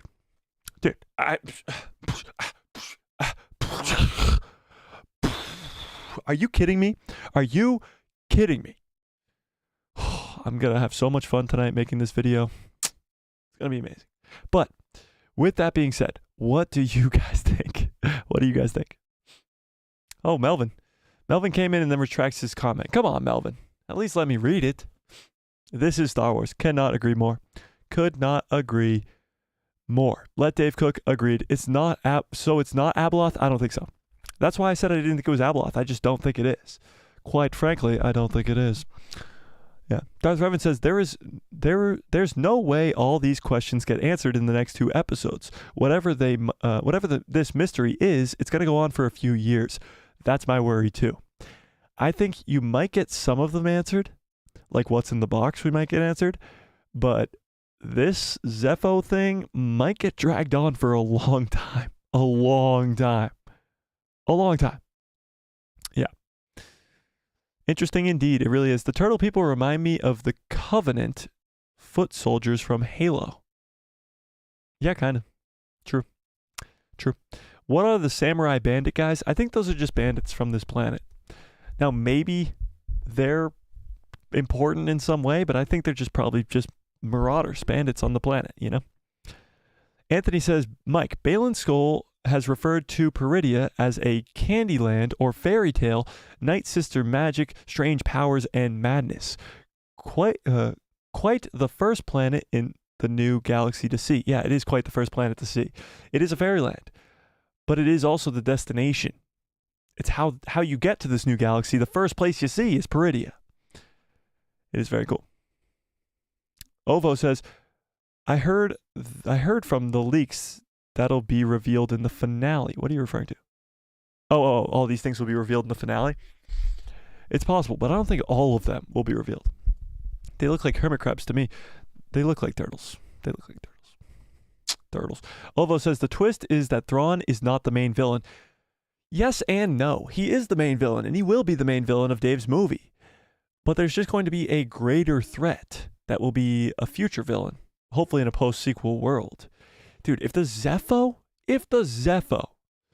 because people were thinking the Yuzan Vong, the Ricotta, the Grisk, and all that might still be true. If the Zepho that were introduced in Fallen Order, a video game, get brought into live action, into canon in the Ahsoka show, and really get like just built upon completely, we're going back to the beginning. We're going to the Dawn of the Jedi. We're getting a Dawn of the Jedi movie. Meaning we're going to get all this fleshed out. When the Zepho were at their height, when the Jedi were at their height, when the Old Republic was at its height, when the Sith, there was hundreds of Sith roaming around. We're going to get all of that. And then in a post-sequel world, maybe the Zepho come back. Or maybe the Yuzan Vong come in. It's the greatest time to be a Star Wars fan. I've been saying that for 6 months now. The greatest time to be a Star Wars fan. And oh my God, is that really coming true right now? Oh, what the hell? I just scrolled all the way down. Oh, there we go. Darth Melvin retracted his message. Kata says, this is why we love Star Wars. Star Wars is related to each other 100%. Everything should be connected, interconnected. If you play Jedi Fallen Order, it pays off in the Ahsoka show. When did Fallen Order come out? 2019? 4 years later. 4 years later. That's how damn cool that is. That's how cool that is. Honey Badger says, Dave is the GOAT, and we all know it. Haters are just gonna hate. That's true. That is true. Yeah. Freak Zeke says, that's a setup if I've ever heard one. Crazy Easter egg. Absolutely crazy. Absolutely crazy. And it's not just the one thing. I think those statues on Peridia were Zepho. I think a lot more of what's going on Peridia is related to the Zepho. Even the ruins that Balin and Shin are looking at on the side of the road when they're looking at where Sabine just fought those marauders, all of that can kind of look very similar to the stuff you see, to the writing you see on the walls and all the circular stuff that you see. Maybe the ancient species that Morgan Elsbeth was referring to in episode 2, was it? When they first opened the star map, she says like an ancient species made this. Was that episode 2? Something like that. Maybe she was referring to the Zepho, not the Ricotta, the Zepho, which would be absolutely insane. All hail Dave Filoni, our king. Yeah, there you go. Kujet is dead, and it's true. He's technically thought to be dead. I mean, nobody's ever truly gone in Star Wars. We know that. The world building in the new lore in Ahsoka has been refreshing. 100%. 100%. Melvin just said lol. That's funny. That's funny. Okay. John Groom says, what is flipping the words 180 degrees representing? Maybe another dimension? Maybe they're saying he'll live forever as a Force ghost? Maybe it's just to throw us off. It's an ancient Sith writing, but they weren't Sith. Maybe it's just to throw us off. I don't know. Maybe the ancient Sith adopted their writing, or maybe they adopted the Sith writing and just flipped it over. I don't know. Remains to be seen. Kata says, please bring Palpatine back again. No. Freak Zeke says, whoever was responsible, just stop retracting it. Melvin, just let me read it. God damn. Whoever was responsible for writing on the building messed up and put the words upside down. Oh, well, that could be it too. They just messed up writing the words. Yeah, they wrote them upside down by accident. Darth Revan says, do you think they will get movies or shows set in this new galaxy? No. Not yet, I don't think. I just don't think so. I think it will be too far off the story that we're set on right now, because the Mandoverse is a story and it is being set up to be a big thing. So I don't think so. Your pal Joe says, we've seen little hints at the Jedi series with Cal's Force Echo and Ahsoka using the Force Echo. The temple noises since episode 1. That's true too, yeah, the temple noises. I can't wait to see what Dave Filoni has cooked up. If I see BD-1 in live action, I'm gonna flip. Well, you did see a BD droid, a version of BD, in The Mandalorian Season 3, so that might have been also getting us ready to see BD-1. Yeah. Honey Badger says, they look like grasshoppers in a rock. Who, the naughty? No, they don't. Cat's Paw says, I think that's being set up, Darth Revan. What is being set up? What did he say? Oh, in the new galaxy? Maybe. Honey Badger says, if the Zepho can make a live-action debut, I want Cal and Marin ASAP. I think Cal will be a great help because of his history with the Zepho. I think Cal Kestis might be the key to all of this if the Zepho are the next big threat. If the Zepho are the next big threat, Cal Kestis is the key to all of it. And I can't wait. I can't freaking wait.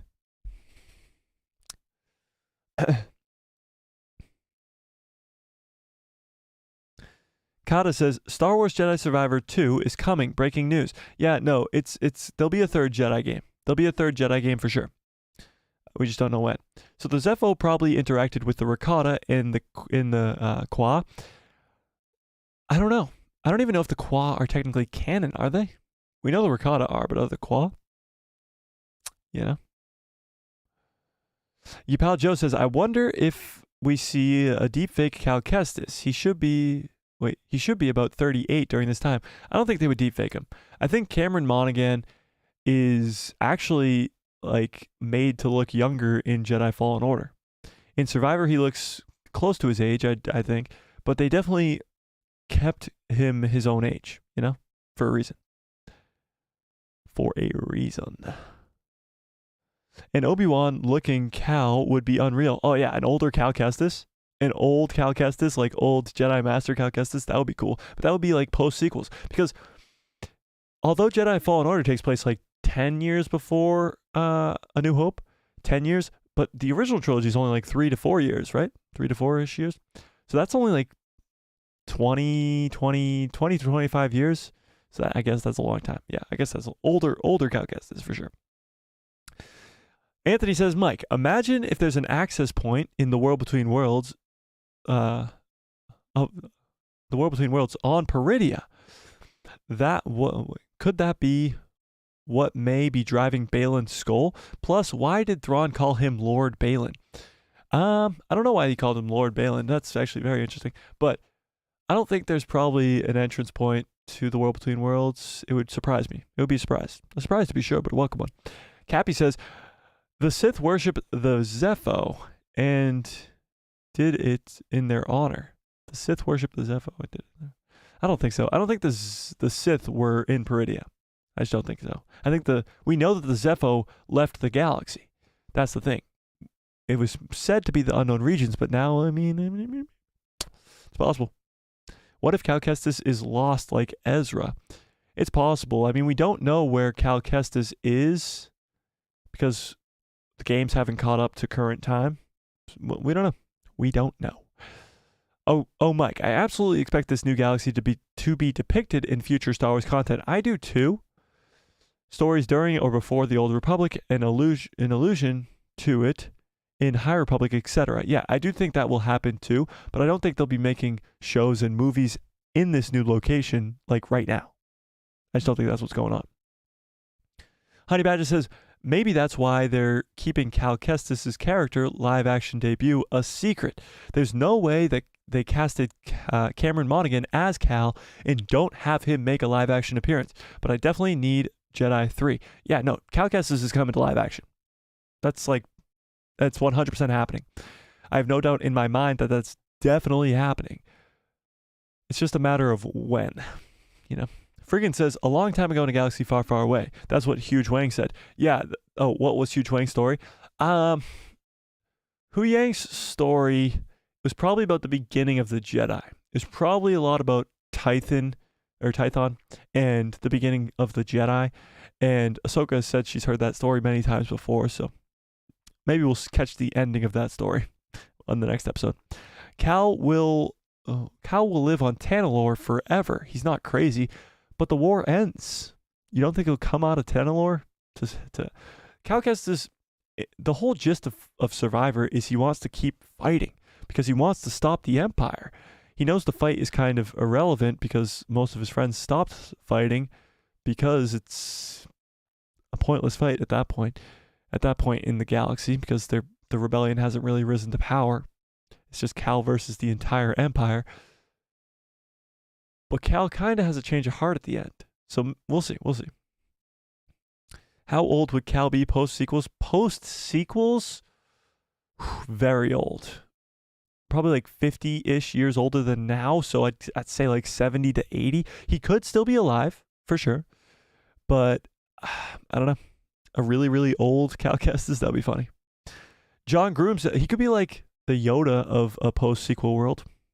You know, John Groom says, what is annoying me is the people who hate any Disney Star Wars no matter what.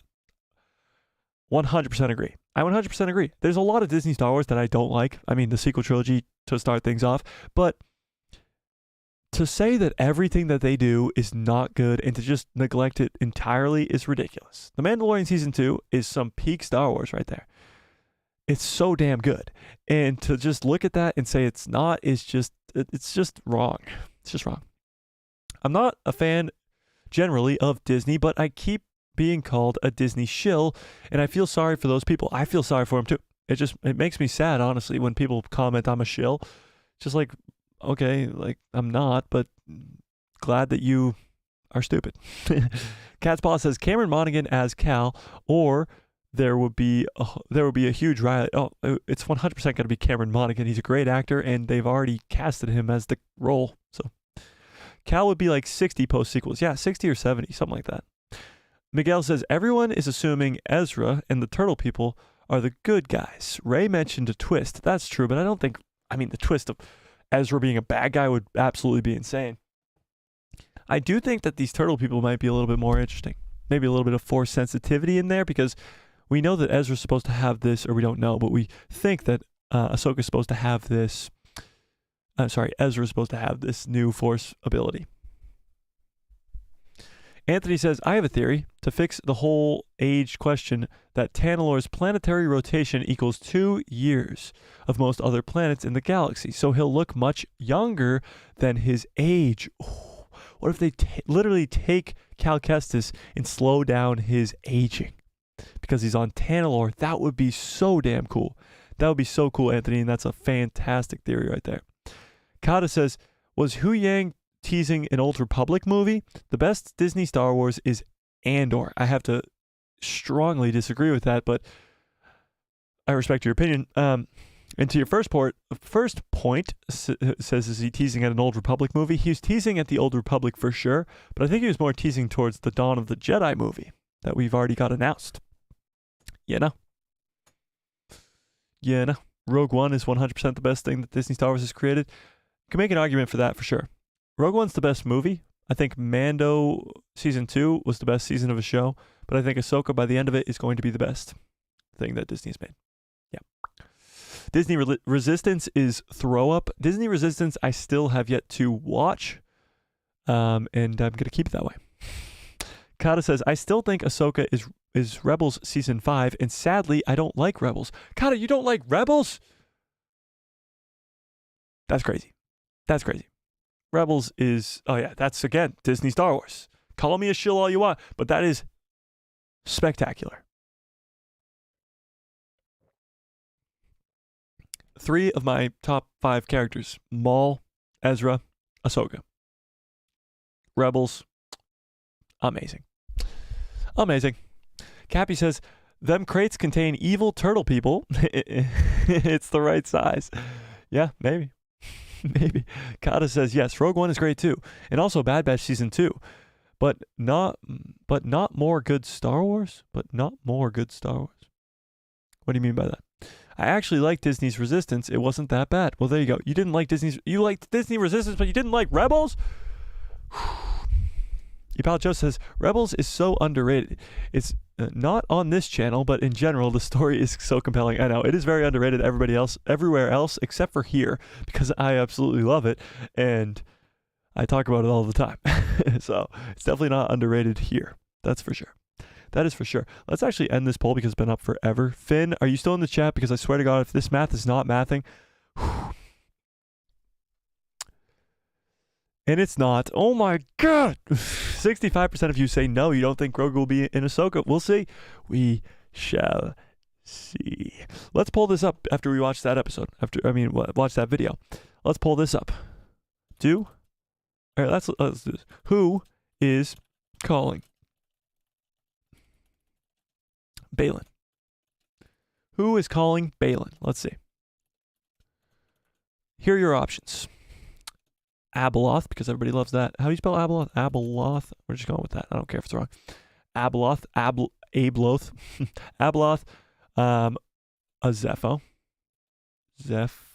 Whoops. Zepho. A Zepho. Let's go. Vong. How do you spell Yuzon Vong? I think it's Zane. Or no, there's an H in there. Or maybe it's after the Z's. Zan. Yuzon. We'll go with that. Yuzon Vong. Easy for me to do. Or we're going to go with Ricotta because we only get 4 options. Ricotta. Let's see. It's not Usain. That's not how you spell it. It's Yuzzhan. What do we think? Who is calling out to Baylan? After watching that video, after having this whole conversation, after doing all this breakdown stuff, after finding all this stuff out, what do we think? Who is calling out to Baylan? Let us see what you guys think. Right off the bat, we got 100% of you guys. Oh, never mind. It started at 60. Oh, 100%. Wait, what? 60. All right, we'll let it sit for a second. We'll let it sit for a second. Okay. Rebels is just making Empire bad. No. Rebels is not that at all. Love Rebels and Clone Wars. Me too, Catspaw. Look how a TIE Defender destroyer a ship, and then the ship destroy a Star Destroyer. What are you talking about? Rebels is not only the character development of Jedi Master Kanan Jarrus, of course, but Ezra Bridger, who of course now is of the utmost importance, Darth Vader, Palpatine even, Ahsoka, like, it's just peak. It's peak. It is probably the peak. John says, seen text online saying Force-sensitive members of Ahsoka's species live up to 200 years, which puts her in her prime during the Rise of Skywalker. Do you think this will be canon? Yes. I do think Ahsoka will live past the sequel trilogy. Yes, 100%. I think, even though she calls out to to Rey in Rise of Skywalker, I think she was still alive during that time. And Dave Filoni has alluded to that too. That she's still alive during that time, and she will live past the sequel trilogy and probably either help Rey start her own Jedi Order or start her own Ahsoka herself, you know. Kata says stormtroopers are jokes in Rebels, and there's so many silly characters. I don't think it's bad, it just wasn't good. It was okay/good. Okay, sure.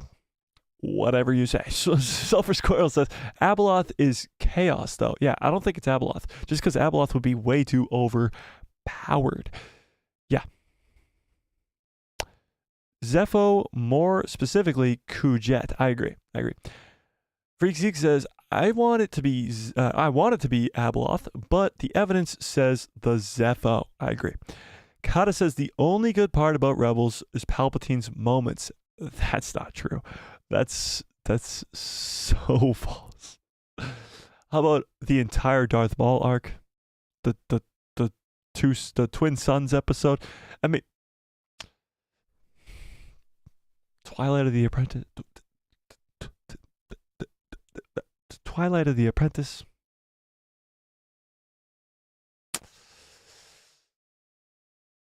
Okay, moving on. Thrawn. I mean, Thrawn. Okay. Pal Joe says, but Ahsoka is like 45 right now. Wouldn't she be like 70? She would be around 70, yeah, something like that. So she would be literally middle age. Yeah. Cat's Paw says, there was so much lore addressed in Rebels. 100%. Agreed. That's how I feel. I want it to be Abeloth, but I feel like it is indeed going to be a Zepho. I actually don't even want it to be Abeloth. Quite frankly, guys, I really don't want it to be Abeloth because Abeloth is way too overpowered to be brought in like that. She's a fucking Mortis god, ladies and gentlemen. That's just too much. It's too much. Selfish Squirrel says, gotta go. May the force be with you. Hey, thanks for coming by, Sulfur. I know you were bummed out you couldn't make it to any streams lately, but yeah. Sabine's arc was fantastic. Very true. Vader versus Ahsoka battle, also very true. Yeah. Kata says Darth Maul is great too in Rebels. Yeah, true. Rebels is good, has good things and bad things. Can't think of any of the latter, but yes. What are the bad things though? There you go. Yeah. I agree with that one. All right. Let's wait, who will win? Palpatine or Vader? Palpatine. Vader is a machine created by Palpatine to be easily beaten by Palpatine. If Palpatine wasn't if Vader wasn't in the suit, if Vader never fell, then Vader. But that's not what happened. Sabine is trending right now on Twitter. That's good to see. Good to see. Did you guys take a gander at this? Go follow me on Twitter. Why not? Let's just take a... Okay, that's enough of that. Sorry. Okay. That's enough of that. Let's, wait, what the hell? Is there anything else you guys wanted to talk about tonight before we get on out of here? Grandmaster Tano, that's the message. Yeah, I really hope we get Grandmaster Tano for sure. Bet it's just Barasofi holding in all that anger. Yeah, no, it's definitely not Barasofi. The Mandalorian wouldn't be as deep without Rebels. Extremely true. I mean, everything now with the Ahsoka show, Mandalorian, all that stuff. Without Rebels, it means nothing. Literally means nothing. You saw that on IG? Yeah, it's funny. Let me scroll up back to where I missed a lot of your chats. Now, this would be from a long time ago, but let me go back up.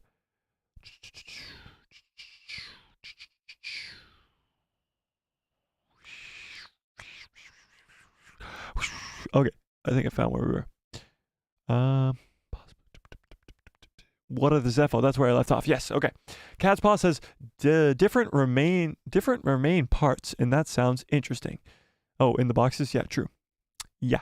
AI says Ahsoka says something dark is coming in the trailer. She hasn't said that line yet. Is she talking about what Baylan is seeking? Ooh, that's a good point. What if that is what's going on here? What if that line that Ahsoka hasn't said yet from the trailer, that something dark is coming, is not referring to Thrawn at all, but referring to this either Zepho or Abeloth or whatever it could be? By the way, Zepho right now is at 57% of you guys think that it's a Zepho. Now, before this stream, we should have pulled it up at the beginning of the stream. Damn it! What did you guys think before the stream? Your pal Joe says, what if the end of this series has Cal Kestis meeting head-to-head with Thrawn? Whew, that would be insane. What is the end of Thrawn? Well, we don't know yet. Maybe we'll see it soon. Oh, it would be the end of Thrawn, you're saying? What if it's the end of Cal? That would be crazy. Anthony says, Mike, Baylan said that his wish is to end the cycle of the Jedi versus Sith and the Republic versus Empires. He intends to change the whole dynamic. The order of the Force, not Jedi. I think he's probably going to do his own thing. Now, is Baylan... The thing is, with Ray Stevenson, is passed away. And this is an absolute bummer because his character just becomes more and more and more amazing. And what he's looking for and searching for becomes more and more and more important. It's such a bummer. But I do think whatever Balin's doing to stop the cycle, I don't think we'll see it come true, of course, because we see the sequel trilogy, we know what happens. But it will be interesting because it might come true in a post-sequel world without Balin. Maybe with Shin. Maybe Shin takes over, you know?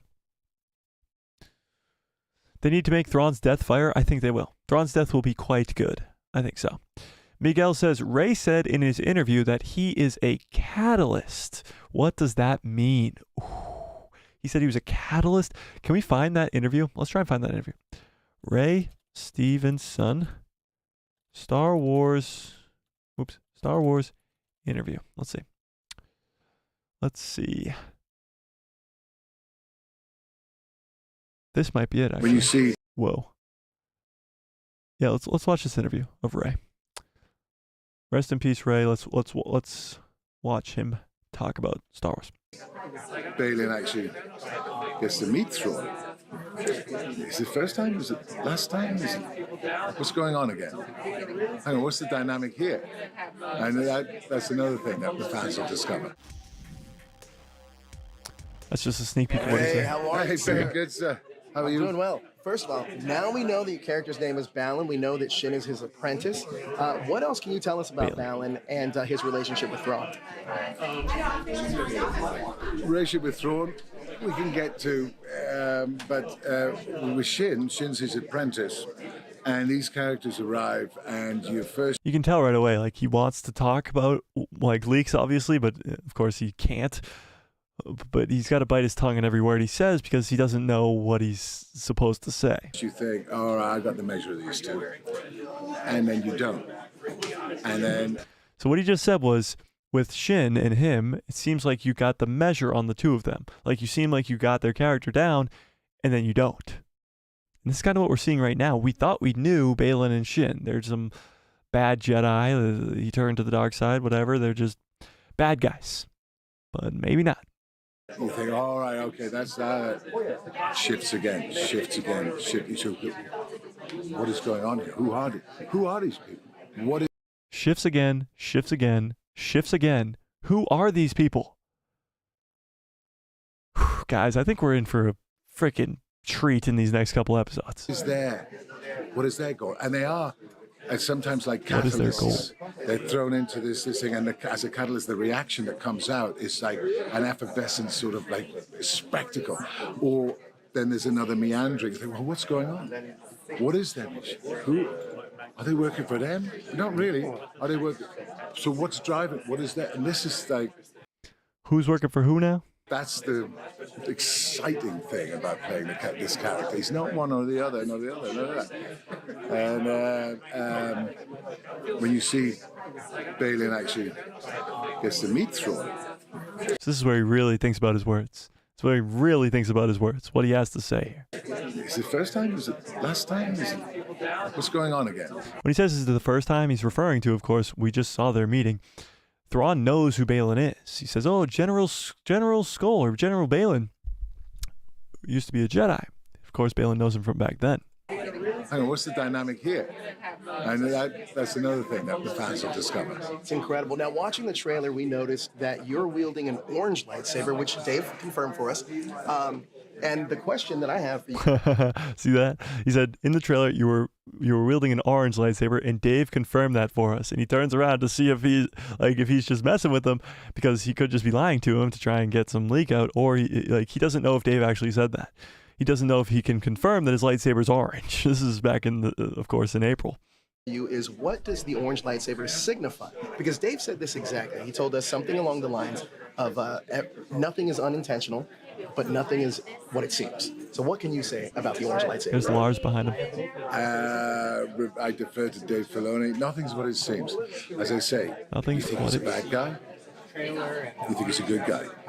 Nothing is what it seems. You think he's a bad guy, you think he's a good guy. Nothing's what it seems, ladies and gentlemen. What the frickety frack is going on with this guy? Maybe Grey Jedi? was very moving, mate. Maybe something unique, some catalyst that upsets the apple cart, that sparks off and fires, and yet is meandering a journey that is colliding and causing reactions. What's driving it? So these layers for an... So, hang on. What he just said was, the interviewer asks a great Jedi, and his response is a catalyst. He said it already in the interview, but he says a catalyst. He says he's meandering his way through all this. He's colliding with all different sides of it, with Ahsoka, with Thrawn, with the Night Sisters, with Morgan Elsbeth. He's working all the sides, but he's really trying to get to this one goal. He's getting all these sparks out of the way.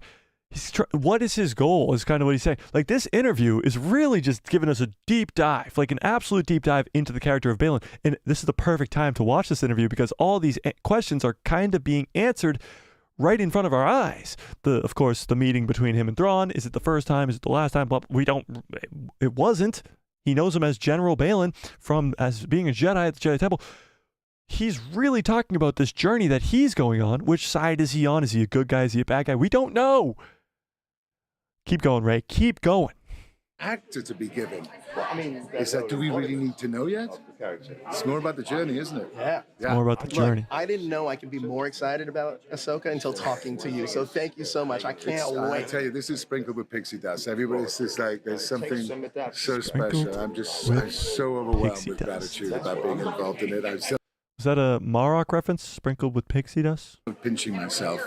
And big love out to the fans and stuff like this. We love it. We can't wait to see you, Ray. Thank you so much. Thank you so much, man. Take care, Ray. That honestly hurts. I mean, we miss Ray so much, but now even more than ever because of his amazing, spectacular performance in the Ahsoka show. We want to see more of his character. And Ray, of course, doesn't get to be here to enjoy all the love that the fandom is giving him. And it's really a tough one. But that interview is extremely important when it comes to the character of Baylan. He tells us pretty much what's going on without telling us what's going on. Is he a good guy? Is he a bad guy? He's going on this journey. He's meandering around all these different sides. Thrawn, Morgan Elsbeth, Ahsoka. He's probably going to... We don't even know where they're going at this point. We don't know what he's hearing, who's talking to him, all that stuff. Whew, God damn, Ray Stevenson. We miss you, and that was quite the interview. That was quite the... He really just answered the questions without answering the questions and really kept everything a mystery. Keeping it a mystery like a master. Really, Zeke, he really did. He really did. You know? Was Palpatine a good guy? No. I think Baylan turns back to the light. He meets the true power that he's looking for and changes his mind about what he wants. Interesting. That's possible. That's possible. Darth Revan says, I'm back. What did I miss? Well, you missed quite a lot. Quite a lot. Let me scroll up a little bit here.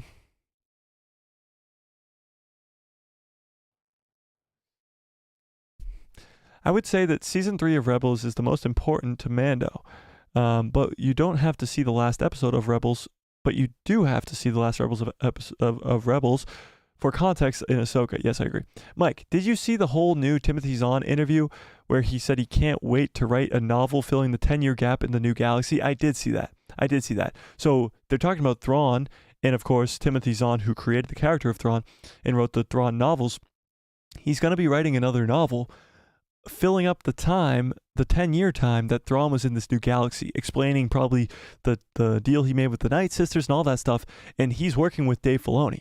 He's working with Dave Filoni to create the live-action version of Thrawn, but I'm sure the two of them are working on this book as well. John says, I don't think Baylan survives the series. I think he does. And that's what sucks about it, is because we love this character, and we've fallen in love with this character. We've fallen in love with Rey's performances with this character, and it sucks that he might just survive this whole thing. Yeah.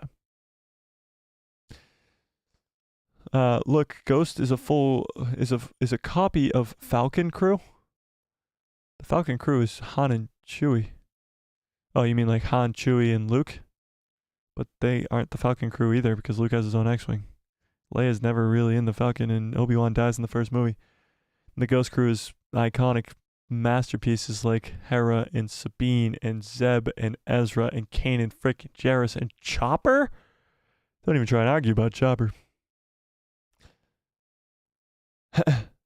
Where was I? John Groom says, if Balin does survive the series, who will replace him? I'd go with David Harbour. David Harbour would be a good choice, but I don't know if you can replace him. Like, his performance is so good and is so deep that I would honestly think they would go the route of killing him off screen. Either that or deepfake. I don't know. Look, we have Palpatine that is the true evil, and then you have Yoda that is the true light. We need something in the middle. Well, there's thousands of characters in the middle. Thousands. Probably millions. Yeah, agreed. Balin is greater than Moff Gideon. Oh, Balin's 100% greater than Moff Gideon. That's the big thing, too. Is Moff Gideon, although he's kind of a cool bad guy, he really wasn't. Shin's better. Morgan Elsbeth is better. Balin's better. Thrawn's better. There's a lot better bad guys than just Moff Gideon. It's true. And yes, Anakin does fill that gap. Let's see where the poll is at. 50% of you guys think it's the Zepho. 31 still think it's Abeloth. 12 think it's Ricotta. And 6 think it's the Yuzon Vong. Very interesting. Aim Punch. What's up, Aim Punch? Says, hopefully Balin wasn't meant to live past this season. I think he was. And that's a real big bummer. For sure. A real big bummer. But I guess we'll just have to wait and see. And I can't fucking wait, dude. Tuesday is right around the corner. We got tomorrow, which hopefully I'll have a video come out for you guys tomorrow. I'm not too sure. I'm quite tired. So it might not come out till Monday, but we'll see. We'll see. Maybe Sunday night. I don't know. We'll figure it out. We'll figure it out. But if the video doesn't drop tomorrow at 12 p.m. Eastern Standard Time, then watch out for it on Monday. And we're going to get on out of here in just a few seconds. So if you guys want to put anything else into the chat, do it right now. While I go on my little spiel here. We got a live stream on Tuesday. That'll be a lot of fun. The last prediction stream for the next episode. We've been still just breaking down the last episode. So this next live stream will be all about predicting the next episode. If you want to support the channel, become a member, of course. It's just only $4.99. It'll change your life, change mine as well. And you'll get instant access to an amazing giveaway that we're doing very, very soon of a Lego Captain Rex head. Let me show you guys what that looks like. Captain Rex. It looks just like this. Whoa, zoom out. This is what you will be entered to win, and you will have a 1 in 7 chance, or 1 in 7 chance. 1 in 7 chance? Yeah, you'll have a 1 in 7 chance to win this, and it will be quite a fun stream for that prediction stream for the finale. That will be for the finale. So, yeah. Cat's Paw says, I'm not that impressed with Moff Gideon. I wasn't really either. He was a good enough threat because it was Giancarlo Esposito, and he's just a great actor. Great actor. Yeah. Kata says, Obi-Wan, Kanan, Luke, Ezra, Leia. Obi-Wan is Kanan, Luke is Ezra, Leia or Han is Hera, R2 is Chopper, and more. But there isn't more. There's just more of the Ghost Crew. Aim Punch says, a catalyst sounds to me like a sacrifice. He also trained Shin to be something else. That's true. He could be a catalyst by sacrificing himself. That's definitely possible.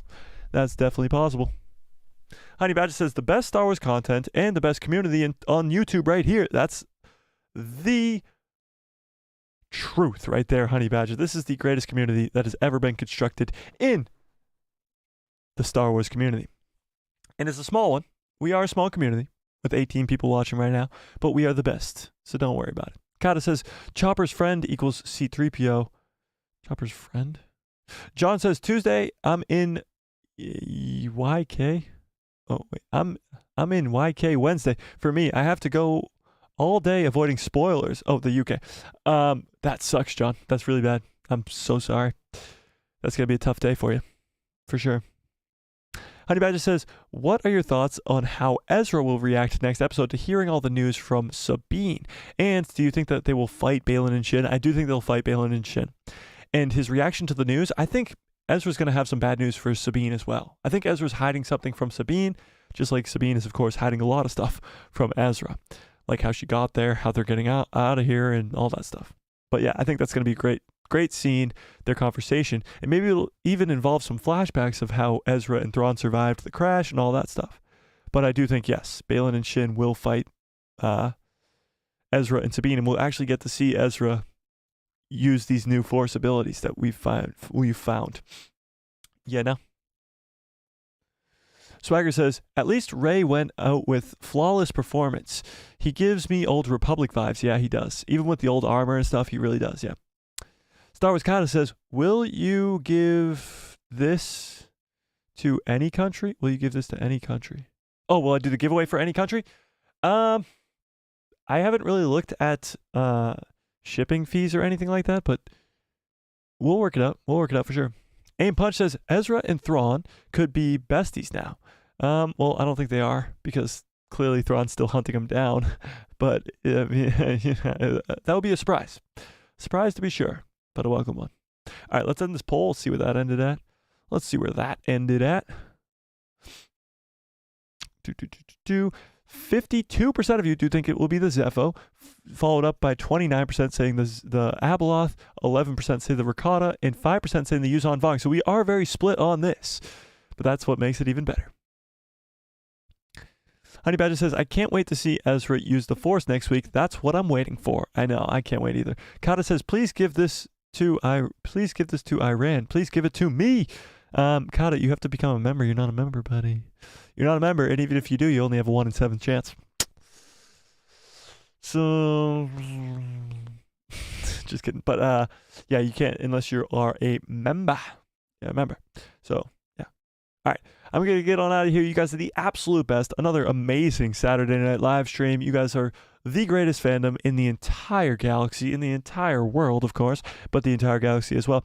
My biggest question is, how can the Night Sisters smell the Jedi on Sabine, but cannot sense a much more in tuned in the Force Ezra Bridger? That's a great question. That's a great question. Why can't they find Ezra? I don't know. That is very cool. That is a very great question, Honey Badger, and I don't know. We'll see, I guess. But smash a like on this video if you liked it. Hit subscribe and hit that bell so you get notified every time I post a video, and my pretty face will show up in the recommended feed of yours. And have a great rest of your. Calm down, everybody. May the Force be with you. Always. Where's that stupid button? God damn it. There it is. Star Wars Kata says, there's no option to become a member. It's in the description below. To become a member. You can do it next stream, Kata. Don't worry about it. Duff Dog, what's up? Duff Dog says, they gotta be real close, like 5 feet away to smell them. That could be the case, yeah. That could be the case. For sure. Could be the case, but they do sense Ahsoka on her way. So, I don't know. All right. Have a great rest of your evening. Have a great rest of your lives. And good night, everybody.